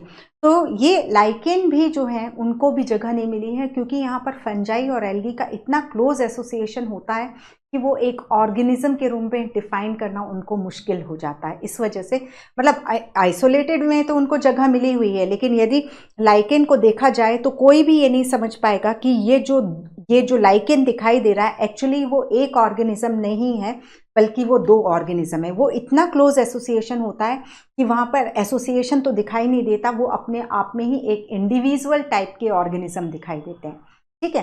तो लाइकेन बना है एल्गी और फंजाई से। एल्गी को प्लांटी में रखा गया, फंजाई के लिए तो अलग ही किंगडम है, लेकिन क्लोज एसोसिएशन में वो एक इंडिविजुअल ऑर्गेनिज्म जैसे दिखाई देते हैं। इस वजह से लाइकेन को विटेकर के 5 किंगडम क्लासिफिकेशन में कोई स्पेस नहीं मिल पाई है, ठीक है, कि अलग से, और इंडिविजुअली उसको बनाने वाले ऑर्गेनिज्म को डेफिनेटली जगह मिली है। अब यहाँ पर हम सबसे पहले स्टार्ट करते हैं वायरसेस को। वायरस का मतलब होता है वीनम पॉइजन, ठीक है, वायरस, वीनम या पॉइजन इसे बोला जाता है, ठीक है। अब जैसे वायरस के स्ट्रक्चर को यदि हम देखते हैं तो वायरस के स्ट्रक्चर में हम देखते हैं ये न्यूक्लियोप्रोटीन होता है। न्यूक्लियोप्रोटीन होता है मतलब न्यूक्लिक एसिड होता है। कौन कौन से बायोमोलिक्यूल उसमें इन्वॉल्व हैं, न्यूक्लिक एसिड और प्रोटीन। अगेन फिर से वही स्टेटमेंट मैं बोलूँगी, जस्ट मिनट, वही स्टेटमेंट कि दैट इज जो वायरस हैं केवल उनके पास ऑप्शन है कि वो अपना जेनेटिक मटेरियल आरएनए भी रख सकते हैं या फिर दोनों नहीं रखेंगे, या तो आरएनए रखेंगे या डीएनए रखेंगे। और ये आरएनए सिंगल स्ट्रैंडेड भी हो सकता है या फिर डबल स्ट्रैंडेड भी हो सकता है। डीएनए भी सिंगल स्ट्रैंडेड भी हो सकता है और डबल स्ट्रैंडेड भी हो सकता है। मीन्स हम जितने भी सेलुलर ऑर्गेनिज्म की बात कर रहे हैं, जो अभी हमने 5 किंगडम क्लासिफिकेशन में सभी को देखा, आइदर इट इज प्रोकैरियोटिक या यूकैरियोटिक, यूनिसेलुलर या मल्टीसेलुलर, प्लांट या एनिमल, उनका सभी का जेनेटिक मटेरियल जो होता है वो क्या होता है, डबल स्ट्रैंडेड डीएनए होता है। प्रोकैरियोट्स में सर्कुलर होता है जबकि यूकैरियोट्स में ये लीनियर होता है। लेकिन वायरस के पास मल्टीपल ऑप्शंस हैं, वो आरएनए को या फिर डीएनए को, आरएनए में सिंगल स्ट्रैंडेड या डबल स्ट्रैंडेड, डीएनए में भी सिंगल या डबल स्ट्रैंडेड डीएनए, किसी को भी, वो उनमें से किसी को भी एक को अपना जेनेटिक मटेरियल चूज कर सकता है। जब वायरस की बात कर रहे हैं, जिसे हम पॉइजन बोल रहे हैं, वीनम बोल रहे हैं, तो ये न्यूक्लियोप्रोटीन है। तो न्यूक्लिक एसिड को तो हमने देखा, अब इसके चारों ओर ये जो न्यूक्लिक एसिड जो भी है, इसके चारों ओर हमें प्रोटीन की कवरिंग देखने को मिलती है, जिसे हम क्या कहते हैं, कैप्सिड कहते हैं। ठीक है, ये कैप्सिड जो है कई इंडिविजुअल यूनिट से मिलकर के बनी होती है, जिसे कैप्सिड की सिंगल यूनिट को हम क्या कहते हैं, कैप्सोमेयर कहते हैं। ठीक है, तो एक वायरस को हम ले रहे हैं, तो एक वायरस को हम न्यूक्लियोप्रोटीन पार्टिकल मान रहे हैं। ये ए सेलुलर होता है, यानी इसमें कोई सेलुलर ऑर्गेनाइजेशन नहीं होता, लाइक प्लाज्मा मेम्ब्रेन, साइटोप्लाज्म, ऐसी कुछ चीज नहीं होती, बस इतनी सी चीज होती है, ये genetic material that is RNA या डीएनए, और ये प्रोटीन। कुछ वायरस में इसके अलावा इनके बाहर एक और आउटर एनवेलप होता है। ये आउटर एनवेलप जो होता है, जैसे कि कोरोना वायरस में प्रेजेंट है, ये लिपिड, प्रोटीन और कार्बोहाइड्रेट से मिलकर के बना होता है। जो हम बोलते हैं सैनिटाइजर से हैंड वॉश करने की बात करते हैं, साबुन से हैंड वॉश करने की बात करते हैं, तो उसका मतलब यही है कि ये लिपिड को डिसॉल्व कर देगा। लिपिड, यहाँ सपोज लिपिड है, लिपिड डिसॉल्व हो गया तो वायरस का खेल खत्म। इसीलिए पूरे मतलब हम 2 साल से यही सुनते आ रहे हैं, हाथ धो हाथ धो, तो कुछ नहीं, हम कोरोना वायरस के लिपिड को डिसॉल्व, आउटर एनवेलप में प्रेजेंट लिपिड को डिसॉल्व करते हैं उस प्रोसेस के थ्रू। ठीक है, तो हम देखते हैं कि एक वायरस जो होता है वो उसका बेसिक, इतने से तो मिलकर बनेगा ही एक virus, that is nucleic acid और प्रोटीन की कवरिंग। इसके अलावा कुछ वायरसेस में ये आउटर एनवेलप प्रेजेंट है, ये कंपलसरी नहीं है, कुछ में प्रेजेंट हो सकता है। ठीक है, तो कंपलसरी क्या चीज है, एक ये और एक ये, दैट इज न्यूक्लिक एसिड और प्रोटीन, दैट्स व्हाई वी से वायरस इज न्यूक्लियोप्रोटीन पार्टिकल। ये नॉन सेलुलर है, कोई इसमें सेलुलर ऑर्गेनाइजेशन नहीं है, और जब ये सेल के बाहर मतलब अब, और ये जो होते हैं, ठीक है, ये तो हमने वायरस की स्ट्रक्चर देखी। अभी 1 मिनट और, यहाँ पर वीनम, इसे हम पॉइजनस फ्लूइड भी बोलते हैं, ये न्यूक्लियोप्रोटीन होते हैं, आप समझ गए। ये इसकी खोज जो है 1892 में, ईयर सारे जितने भी एनसीईआरटी में मेंशन है, 1892 में इवानोव्स्की, रशियन माइक्रोबायोलॉजिस्ट हैं, उन्होंने इसकी खोज की थी। किस में खोज की थी, टोबैको प्लांट में। उन्होंने देखा कि टोबैको की लीफ है, उसमें मोज़ेक, धब्बे धब्बे धब्बे बन गए हैं, मोज़ेक बन गया है, तो उन्होंने वायरस की खोज टोबैको प्लांट में की थी, और टोबैको प्लांट में इस वायरस के कारण जो डिजीज हो रही थी उसे उन्होंने टोबैको मोज़ेक डिजीज बोला था। ठीक है, टोबैको मोज़ेक डिजीज बोला था। तो ये इतना क्लियर हुआ। Venom nucleoprotein discovered by Ivanovsky in 1892, casual micro organism of the mosaic disease of tobacco, smaller than bacteria. ठीक है, हम टिपिकल बैक्टीरिया की साइज 1 माइक्रोमीटर से 2 माइक्रोमीटर लेते हैं, तो वायरस की साइज जो होती है, वायरस की साइज कितनी होती है, एनसीईआरटी डेटा में ही जाओ, 0.02 से लेकर के 0.2, दैट इज 0.02 से 0.2 तक के बीच की होती है। तो ये जो वायरस है, ये बैक्टीरिया प्रूफ फिल्टर पेपर है, मतलब यदि आप इससे बैक्टीरिया को छानेंगे तो बैक्टीरिया यहीं रुक जाएंगे, लेकिन यदि आप वायरस को इससे छानेंगे तो वायरस जो है वो पास हो जाएंगे, क्योंकि उनकी साइज जो है, जितने बड़े पोर रखे गए हैं जो बैक्टीरिया को रोक सकते हैं, उससे वायरस का साइज छोटा है, तो वो उससे निकल करके चले जाएंगे। ठीक है, तो ये हो गया। तो हम यहाँ थे, ये वायरस जो है टोबैको मोज़ेक डिजीज का पॉजिटिव एजेंट है, ये माइक्रो ऑर्गेनिज्म है, भले ही नॉन सेलुलर है लेकिन ये माइक्रो ऑर्गेनिज्म है। ठीक है, pass through bacterial proof filter paper, obligate parasite. यहाँ पर यदि मैं ब्लैंक डाल दूं, इंटरसेलुलर और इंट्रासेलुलर बोलूं, तो वायरस कैसे हो जाएंगे, ऑब्लिगेट इंटरसेलुलर पैरासाइट होंगे, अब ऑब्लिगेट इंट्रासेलुलर पैरासाइट होंगे। दैट इज, वायरस जो होते हैं हमेशा इंट्रासेलुलर पैरासाइट होते हैं, वो कभी भी इंटरसेलुलर पैरासाइट नहीं होते। ठीक है, तो viruses are obligate intracellular parasite. Host cell के बाहर, होस्ट ऑर्गेनिज्म के बाहर ये इनर्ट होते हैं, इनएक्टिव होते हैं, यानी जस्ट एक नॉन लिविंग सब्सटेंस के समान पड़े रहते हैं। जैसे होस्ट के अंदर वायरस जो है लिविंग हो गए। क्यों लिविंग हो गए? क्योंकि जब ये होस्ट के अंदर जाते हैं तो ये होस्ट की मशीनरी यानी उसके राइबोसोम को अपने कंट्रोल में ले लेते हैं। मतलब वायरस का जो भी डीएनए, आरएनए, जो भी उसका न्यूक्लिक एसिड है, वो जाकर के होस्ट की मशीनरी को, सेलुलर मशीनरी को अपने कंट्रोल में ले लेता है और फिर उससे वही चीजें बनवाता है जो वो चाहता है। ठीक है, तो हमने देखा कि ये एक सेल है, इस पे वायरस ने अटैक किया, वायरस ने अपना जेनेटिक मटेरियल को इंसर्ट किया और इस जेनेटिक मटेरियल ने जा करके जो भी होस्ट सेल है उसकी पूरी मशीनरी को कंट्रोल करके अपने लिए चीज़ों को बनवाना शुरू किया और अपनी कई सारी कॉपी को प्रोड्यूस कर लिया, यानी वो वहाँ पर रिप्रोड्यूस हो गया। ठीक है, तो ये क्वालिटी किसकी है? ये लिविंग की है। तो आउटसाइड द सेल ये न्यूक्लियोप्रोटीन पड़ा है, ये वायरस पड़ा है, ये नॉन लिविंग है। देखिए इनसाइड द सेल ये लिविंग है, इसलिए हम वायरस को लिविंग या नॉन लिविंग के बीच की भी लिंक मानते हैं। ठीक है, तो ये हो गया obligate intracellular parasite, inner outside the host cell, genetic material either DNA और आरएनए, सिंगल या डबल स्टैंडर्ड कुछ भी हो सकता है। प्लांट वायरस के लिए एक जनरलाइजेशन है कि प्लांट वायरस में जनरली सिंगल स्टैंडर्ड आरएनए होता है, लेकिन एक एक्सेप्शन है, कॉलीफ्लावर मोज़ेक वायरस। ठीक है, cauliflower mosaic virus CMV virus जो है उसमें डबल स्टैंडर्ड डीएनए है। हम क्या बोल रहे हैं, प्लांट वायरसेस जो होते हैं वो जनरली सिंगल स्टैंडर्ड आरएनए होते हैं। CMV एक्सेप्शन है, प्लांट वायरस है वो, लेकिन उसमें डबल स्टैंडर्ड डीएनए प्रेजेंट है। और बैक्टीरियोफेग जो होते हैं, वाइल बैक्टीरियोफेग का मतलब यानी वो वायरस जो बैक्टीरिया पर अटैक करता है, वो वायरस जो साइनोबैक्टीरिया पर अटैक करता है उसको साइनोफेग बोलेंगे। वो वायरस जो एल्गी पर अटैक करेगा उसे हम फाइकोफेग कहेंगे। फाइकोलॉजी यानी स्टडी ऑफ एल्गी, फाइकोफेग यानी वायरस जो एल्गी पर अटैक करता है, माइकोफेग जो फंजाई पर अटैक करता है। ठीक है, तो जैसे एक है LPP1, तो लिंचबाया फ्रोडियम, इस तरीके से साइनोबैक्टीरिया पर अटैक करने वाला वायरस है, तो जो जिस पर अटैक करता है उसके नाम से इनिशियल्स रख दिया जाता है। ठीक है, तो हमने देखा कि plant virus single standard RNA, जबकि बैक्टीरियोफेग जो है, बैक्टीरिया ईटर वायरस जो है वो डबल स्टैंडर्ड डीएनए होते हैं। ठीक है, तो ये हो गया। और यहाँ पर प्रोटीन कैप्सिड प्रोटेक्ट न्यूक्लिक, हाँ यहाँ पर इस स्टेटमेंट कैप्सिड का काम क्या हो गया, वो न्यूक्लिक एसिड को प्रोटेक्ट करता है। ये एनसीईआरटी की लैंग्वेज है। Capsomere, single unit of capsid is called capsomere, और ठीक है, capsomere is the single small सब unit of capsid. Outer envelope कुछ वायरस में प्रेजेंट है जो कि लिपिड, कार्बोहाइड्रेट एंड प्रोटीन से मिलकर के बना होता है, और इसकी स्मॉल सब यूनिट को हम पेप्लोमियर बोलते हैं। तो एनवेलप की स्मॉल सब यूनिट पेप्लोमियर है और कैप्सिड की स्मॉलर सब यूनिट जो है वो कैप्सोमियर है। तो ये दो टर्म हम यहाँ पर यूज करते हैं। देन अभी यहाँ पर हमने 1892 इवानोव्स्की का बस नाम पढ़ा है। ठीक है, 1892 में टोबैको प्लांट से टोबैको मोज़ेक वायरस की खोज इवानोव्स्की ने 1892 में की थी। ठीक है, कि उन्होंने बताया कि टोबैको में जो मोज़ेक डिजीज हो रहा है उसका पॉजिटिव एजेंट जो है ये वायरस है, ये बता दिया था। ठीक है, तो सबसे पहला वायरस जो खोजा गया ऑब्वियसली TMV हो जाएगा। MW बेजरिंग ने 1898, उनका काम था, इवानोव्स्की का 92 में, इनका 1898।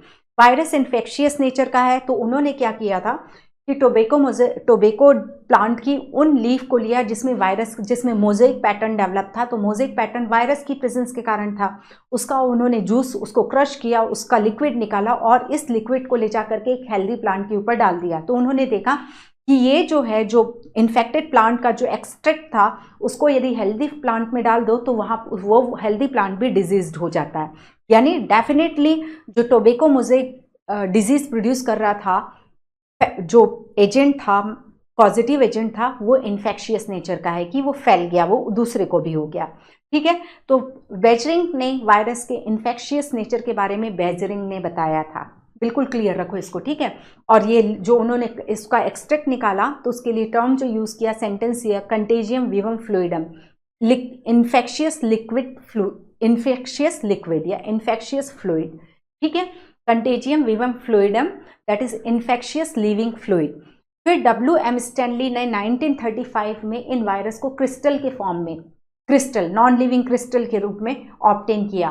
ठीक है। तो ये क्रिस्टल जो था वो न्यूक्लियोप्रोटीन तो होगा ही, लेकिन उसमें 95 उसमें जो प्रोटीन जो ये क्रिस्टल उन्होंने ऑब्टेन किया, WM स्टैनली ने जो वायरस को क्रिस्टलाइज किया और क्रिस्टल की एनालिसिस की तो देखा कि दैट इज उसका मैक्सिमम पोर्शन जो होता है प्रोटीन का बना होता है। ये अपने आप में पॉइंट है, ठीक है। WM Stanley in 1935 crystallise the virus, crystal consist largely of protein. In TMV की बात करते हैं क्योंकि देखो यहाँ वायरस की डिस्कवरी जो है वो TMV से स्टार्ट हुई है, टोबैको मोज़ेक वायरस से, ठीक है। तो टोबैको मोज़ेक वायरस के बारे में हम थोड़ा सा समझते हैं। ये टोबैको मोज़ेक वायरस है। टोबैको मोज़ेक वायरस को यदि जैसे ये इस तरीके से रखा है तो ये एक इलोंगेटेड लंबी स्ट्रक्चर होती है। इसकी लेंथ यदि देखेंगे हम तो 300 nm के करीब की होती है और इसकी विड्थ जो होती है वो 18 nm के करीब की होती है, ठीक है। और ये समथिंग 7300 न्यूक्लियोटाइड का बना होता है। इसका जो जेनेटिक मटेरियल है ये देखो, ये राइबोन्यूक्लियोटाइड है। ये जो दिख रहे हैं ना, ये राइबोन्यूक्लियोटाइड है, राइट। ये राइबोन्यूक्लियोटाइड है और ये राइबोन्यूक्लियोटाइड है और ये जो ग्रीन जो लीफ लाइक स्ट्रक्चर दिखाई दे रही है ये कैप्सोमियर है। तो यहाँ पर आप देखो एक टर्न हुआ कैप्सोमियर का, इस तरीके से ये दूसरा टर्न हुआ, ये तीसरा टर्न हुआ। तो इस तरीके से कैप्सोमियर जो है मतलब सेंटर में ये न्यूक्लिक एसिड है, RNA है, सिंगल स्ट्रैंडेड RNA है और उसको प्रोटेक्ट करते हुए ये कैप्सोमियर है। तो एक टर्न में कुछ 16 कैप्सोमियर होते हैं और इस तरीके से 16 कैप्सोमियर का 130 टर्न आपको ये जो टर्न जो देखने को मिल रहा है ना कैप्सोमियर के अरेंजमेंट एक एक सर्कल में अरेंज है, तो ये 130 इस तरीके से राउंड्स आपको देखने को मिलेंगे और हर एक राउंड में 16 कैप्सोमियर प्रेजेंट होते हैं, ठीक है। तो जब हम इसकी बात करते हैं दैट इज TMV वायरस की, तो इसका जेनेटिक मटेरियल जो होता है वो सिंगल स्ट्रैंडेड RNA हो जाता है और इसका RNA जो है वो टोटल 7300 राइबोन्यूक्लियोटाइड से मिलकर के बना होगा।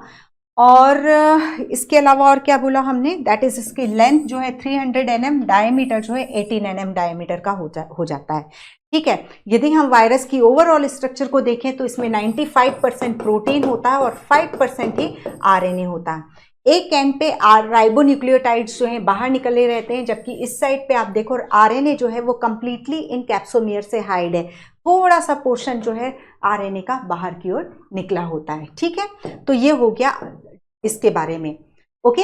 कैप्सोमियर की सिमेट्री जो होती है हेलिकल, जैसे अभी हमने देखी हेलिक्स में अरेंज है, या ये पॉलीहेड्रल भी हो सकती है। तो किसी भी जियोमेट्रिकल फॉर्म में ये इनकी सिमेट्री होती है। मम्स वायरस जो है, अब कुछ वायरसेस के नाम आप जरूर यहाँ याद कर लो।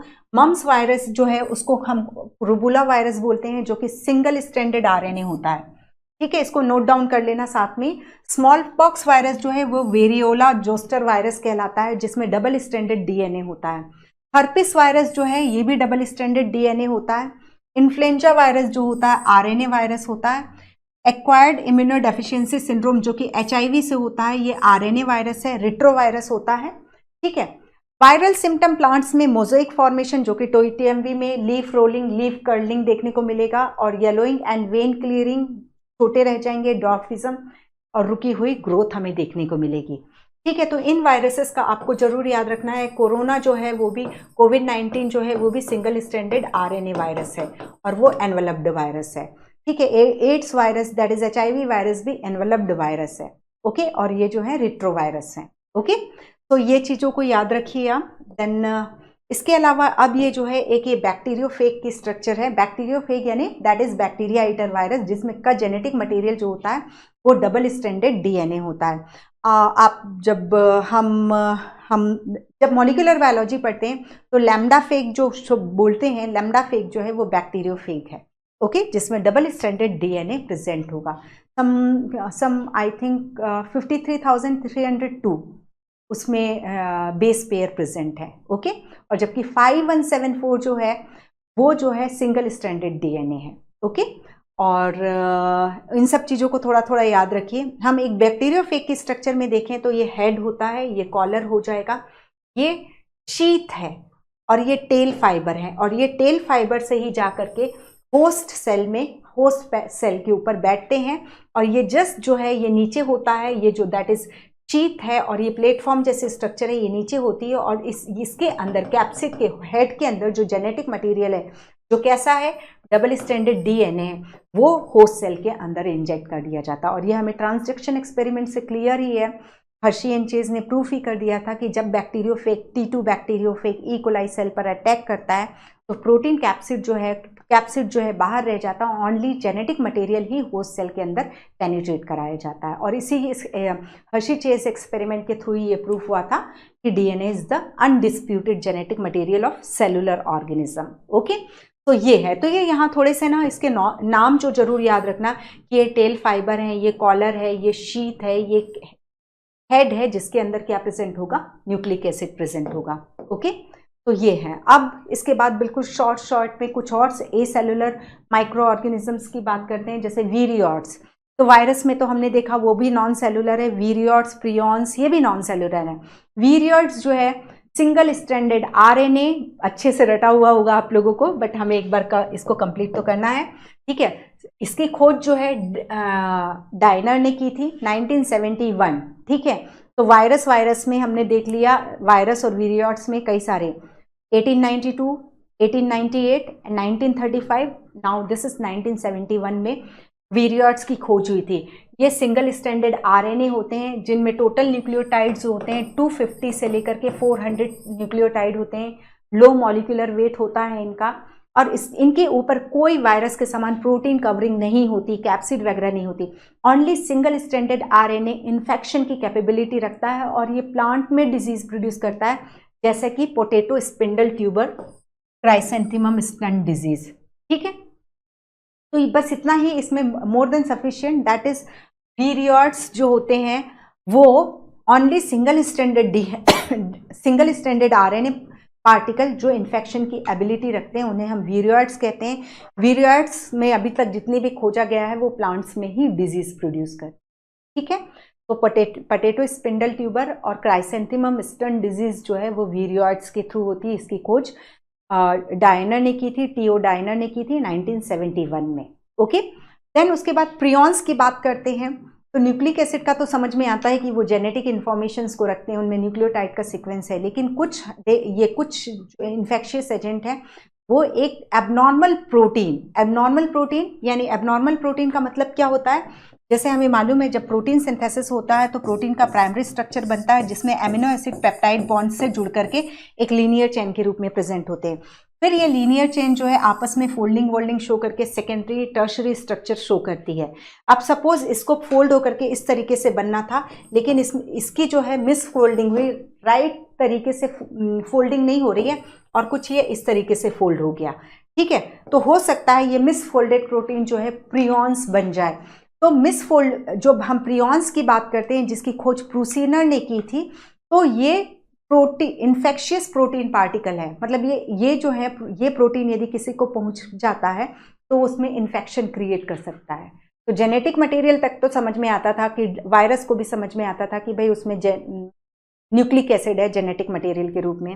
वीरियोट्स में भी हमने देखा आरएनए है तो भी समझ में आता है, लेकिन एक प्रियॉन्स दैट इज एक मिसफोल्डेड प्रोटीन पार्टिकल में भी इन्फेक्शन की कैपेसिटी होती है जिसकी खोज प्रूसिनर ने की थी। तो abnormally folded protein causative agent of certain infectious neurological disease. तो अभी तक हमारा नॉलेज जहाँ तक गया है तो हमने देखा है, फाइंड आउट किया है कि प्रियॉन्स जो होते हैं इन्फेक्शियस न्यूरोलॉजिकल डिजीज प्रोड्यूस करते हैं, ठीक है। और भी जब समझेंगे तो हो सकता है और भी बहुत सारी चीज़ें ये करते होंगे। तो अभी तक में तो यही मालूम है कि ये न्यूरोलॉजिकल डिजीज इन्फेक्शन देकर के न्यूरोलॉजिकल डिजीज को प्रोड्यूस करते हैं, ठीक है। वायरस, हाँ एक चीज़ और, similar in size of virus, ये वायरस से छोटे थे, ये similar in size of virus, हम शायद इसको इग्नोर कर सकते हैं। तो वायरस एंड प्रियॉन्स का साइज ऑलमोस्ट सिमिलर हो जाता है, ठीक है। इस प्रियॉन से होने वाली डिजीज जो है बोवाइन स्पॉन्जीफॉर्म इंसेफेलोपैथी यानी डिसऑर्डर इन ब्रेन। तो बोवाइन यानी कैटल्स में, गाय वगैरह में, तो बोवाइन स्पॉन्जीफॉर्म इंसेफेलोपैथी में हम देखते हैं कि जैसे कैटल्स होते हैं उनके जो न्यूरॉन टिश्यू हैं वो स्पॉन्जी हो जाते हैं, ठीक है। और ये बोवाइन स्पॉन्जीफॉर्म इंसेफेलोपैथी को मैड काउ डिजीज भी के नाम से भी जाना जाता है। गाय में होने वाली मैड काउ डिजीज जो है वो प्रियॉन्स के कारण होती है। इसके अलावा बिल्कुल यही सिम्टम वाली ह्यूमन में भी होती है, इसे हम क्रूजफेल्ड जैकब डिजीज जिसे कि हम CJD के नाम से जानते हैं। क्रूजफेल्ड जैकब डिजीज जो है वो प्रियॉन्स के कारण से होती है, और जो इन्फेक्टेड ह्यूमन है उनके न्यूरॉन्स जो होते हैं वो स्पॉन्जी हो जाते हैं, ठीक है। एंड कुरू डिजीज ह्यूमन में होता है, कुरू को हम लाफिंग डिजीज भी के नाम से भी जानते हैं। तो हमने देखा बोवाइन स्पॉन्जीफॉर्म डिजीज जिसका दूसरा नाम मैड काउ डिजीज है वो कैटल्स में होती है।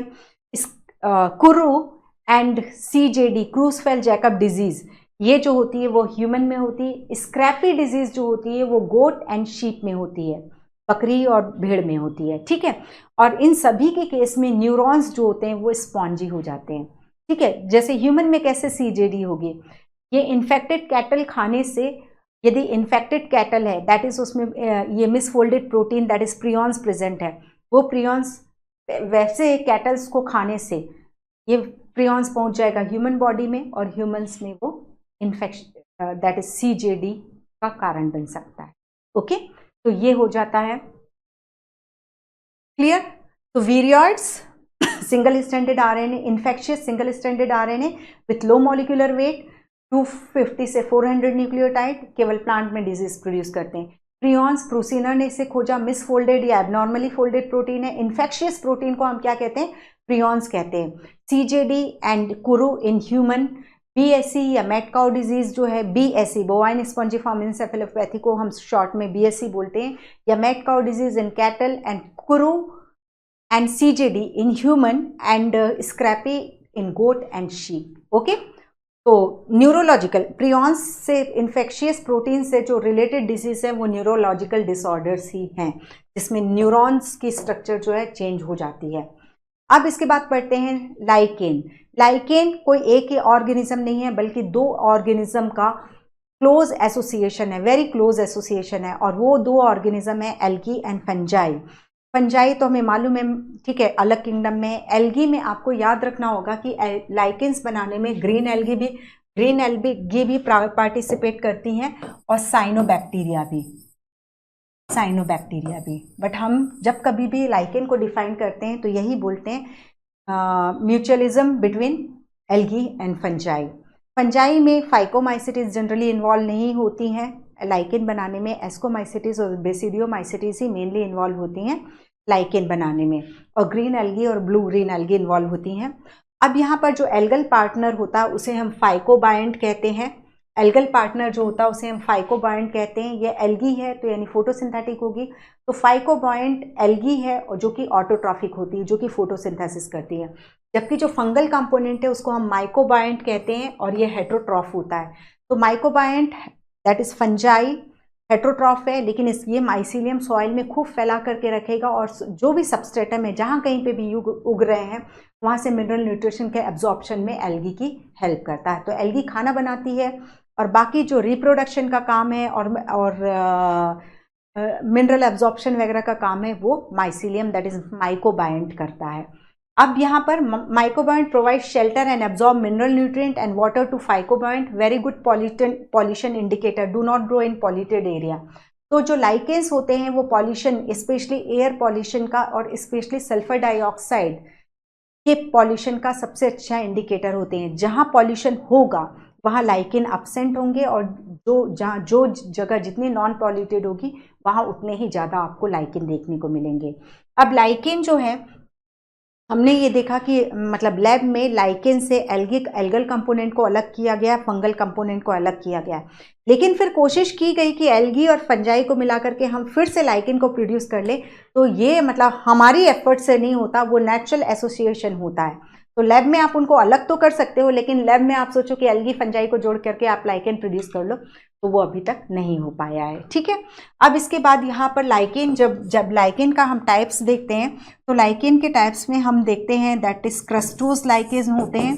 क्रस्टोज लाइकेन यानी जैसे ये सबस्ट्रेटम है तो यहाँ बिल्कुल पपड़ी के रूप में एक लेयर के रूप में लाइकेन प्रेजेंट होते हैं। तो इस तरीके के लाइकेन को हम क्रस्टोज लाइकेन कहते हैं।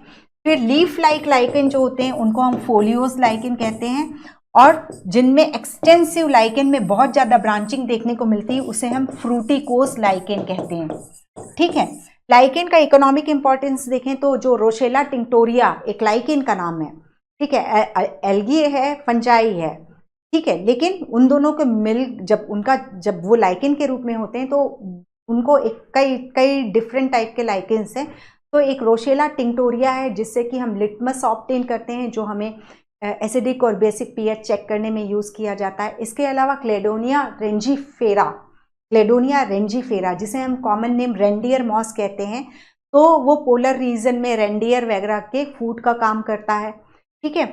और यूसीनिया भी एक लाइकेन का नाम है जिससे यूसीनिक एसिड ऑब्टेन किया जाता है, जिसकी एंटी माइक्रोबियल प्रॉपर्टी होती है, और ये कई सारे ऑइंटमेंट जो है टेप बनते हैं उनमें यूज़ किया जाता है। तो आपको जो लाइकेन में याद रखना है that is cladonia rangiferina, reindeer moss, roccella tinctoria, litmus obtain किया जाता है, एंड यूसीनिया से यूसीनिक एसिड मिलता है, यूसीनिया से यूसीनिक एसिड मिलता है, जो कि ये जो कटने और जलने पर जो ऑइंटमेंट्स लगाते हैं ना, ट्यूब्स लगाते हैं, उनमें ये यूसीनिक एसिड यूज़ किया जाता है, ठीक है, एंटीबायोटिक प्रॉपर्टीज़ के कारण। ओके, तो ये हो गया, ये है दैट इज़ ओके। और इसमें आप आराम से कर सकते हैं, ये 2-4 क्वेश्चन हम देख सकते हैं। सेल वॉल इन फंजाई, तो याद रखना है cell wall in fungi that is chitin and polysaccharide, both याद रखना है। स्टोरेज फूड ऑफ एल्बुगो क्या है, फाइकोमाइसिटीज है, ठीक है। यू स्पॉन्जिया क्या है, पोरीफेरा है, एनिमल है। तो आप फाइंड आउट करो किसमें कौन सा स्टोरेज होगा। ओके, यूनिसेलुलर फंजाई हमारी यीस्ट हो जाती है। तो आप लोगों हाँ, एक क्वेश्चन ये why lichen absent in industrial area, क्योंकि देखो लाइकेन्स में ये रहता है कि कोई ऐसा तो है नहीं कि लीफ हो रही है, रूट हो रही है।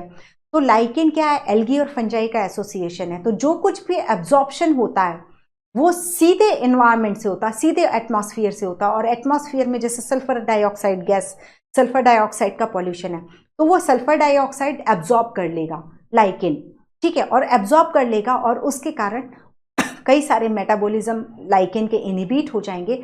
मतलब कोई भी चीज है उनको किससे लेना पड़ रहा है, रूट या वैसा तो कुछ है नहीं यहाँ पर।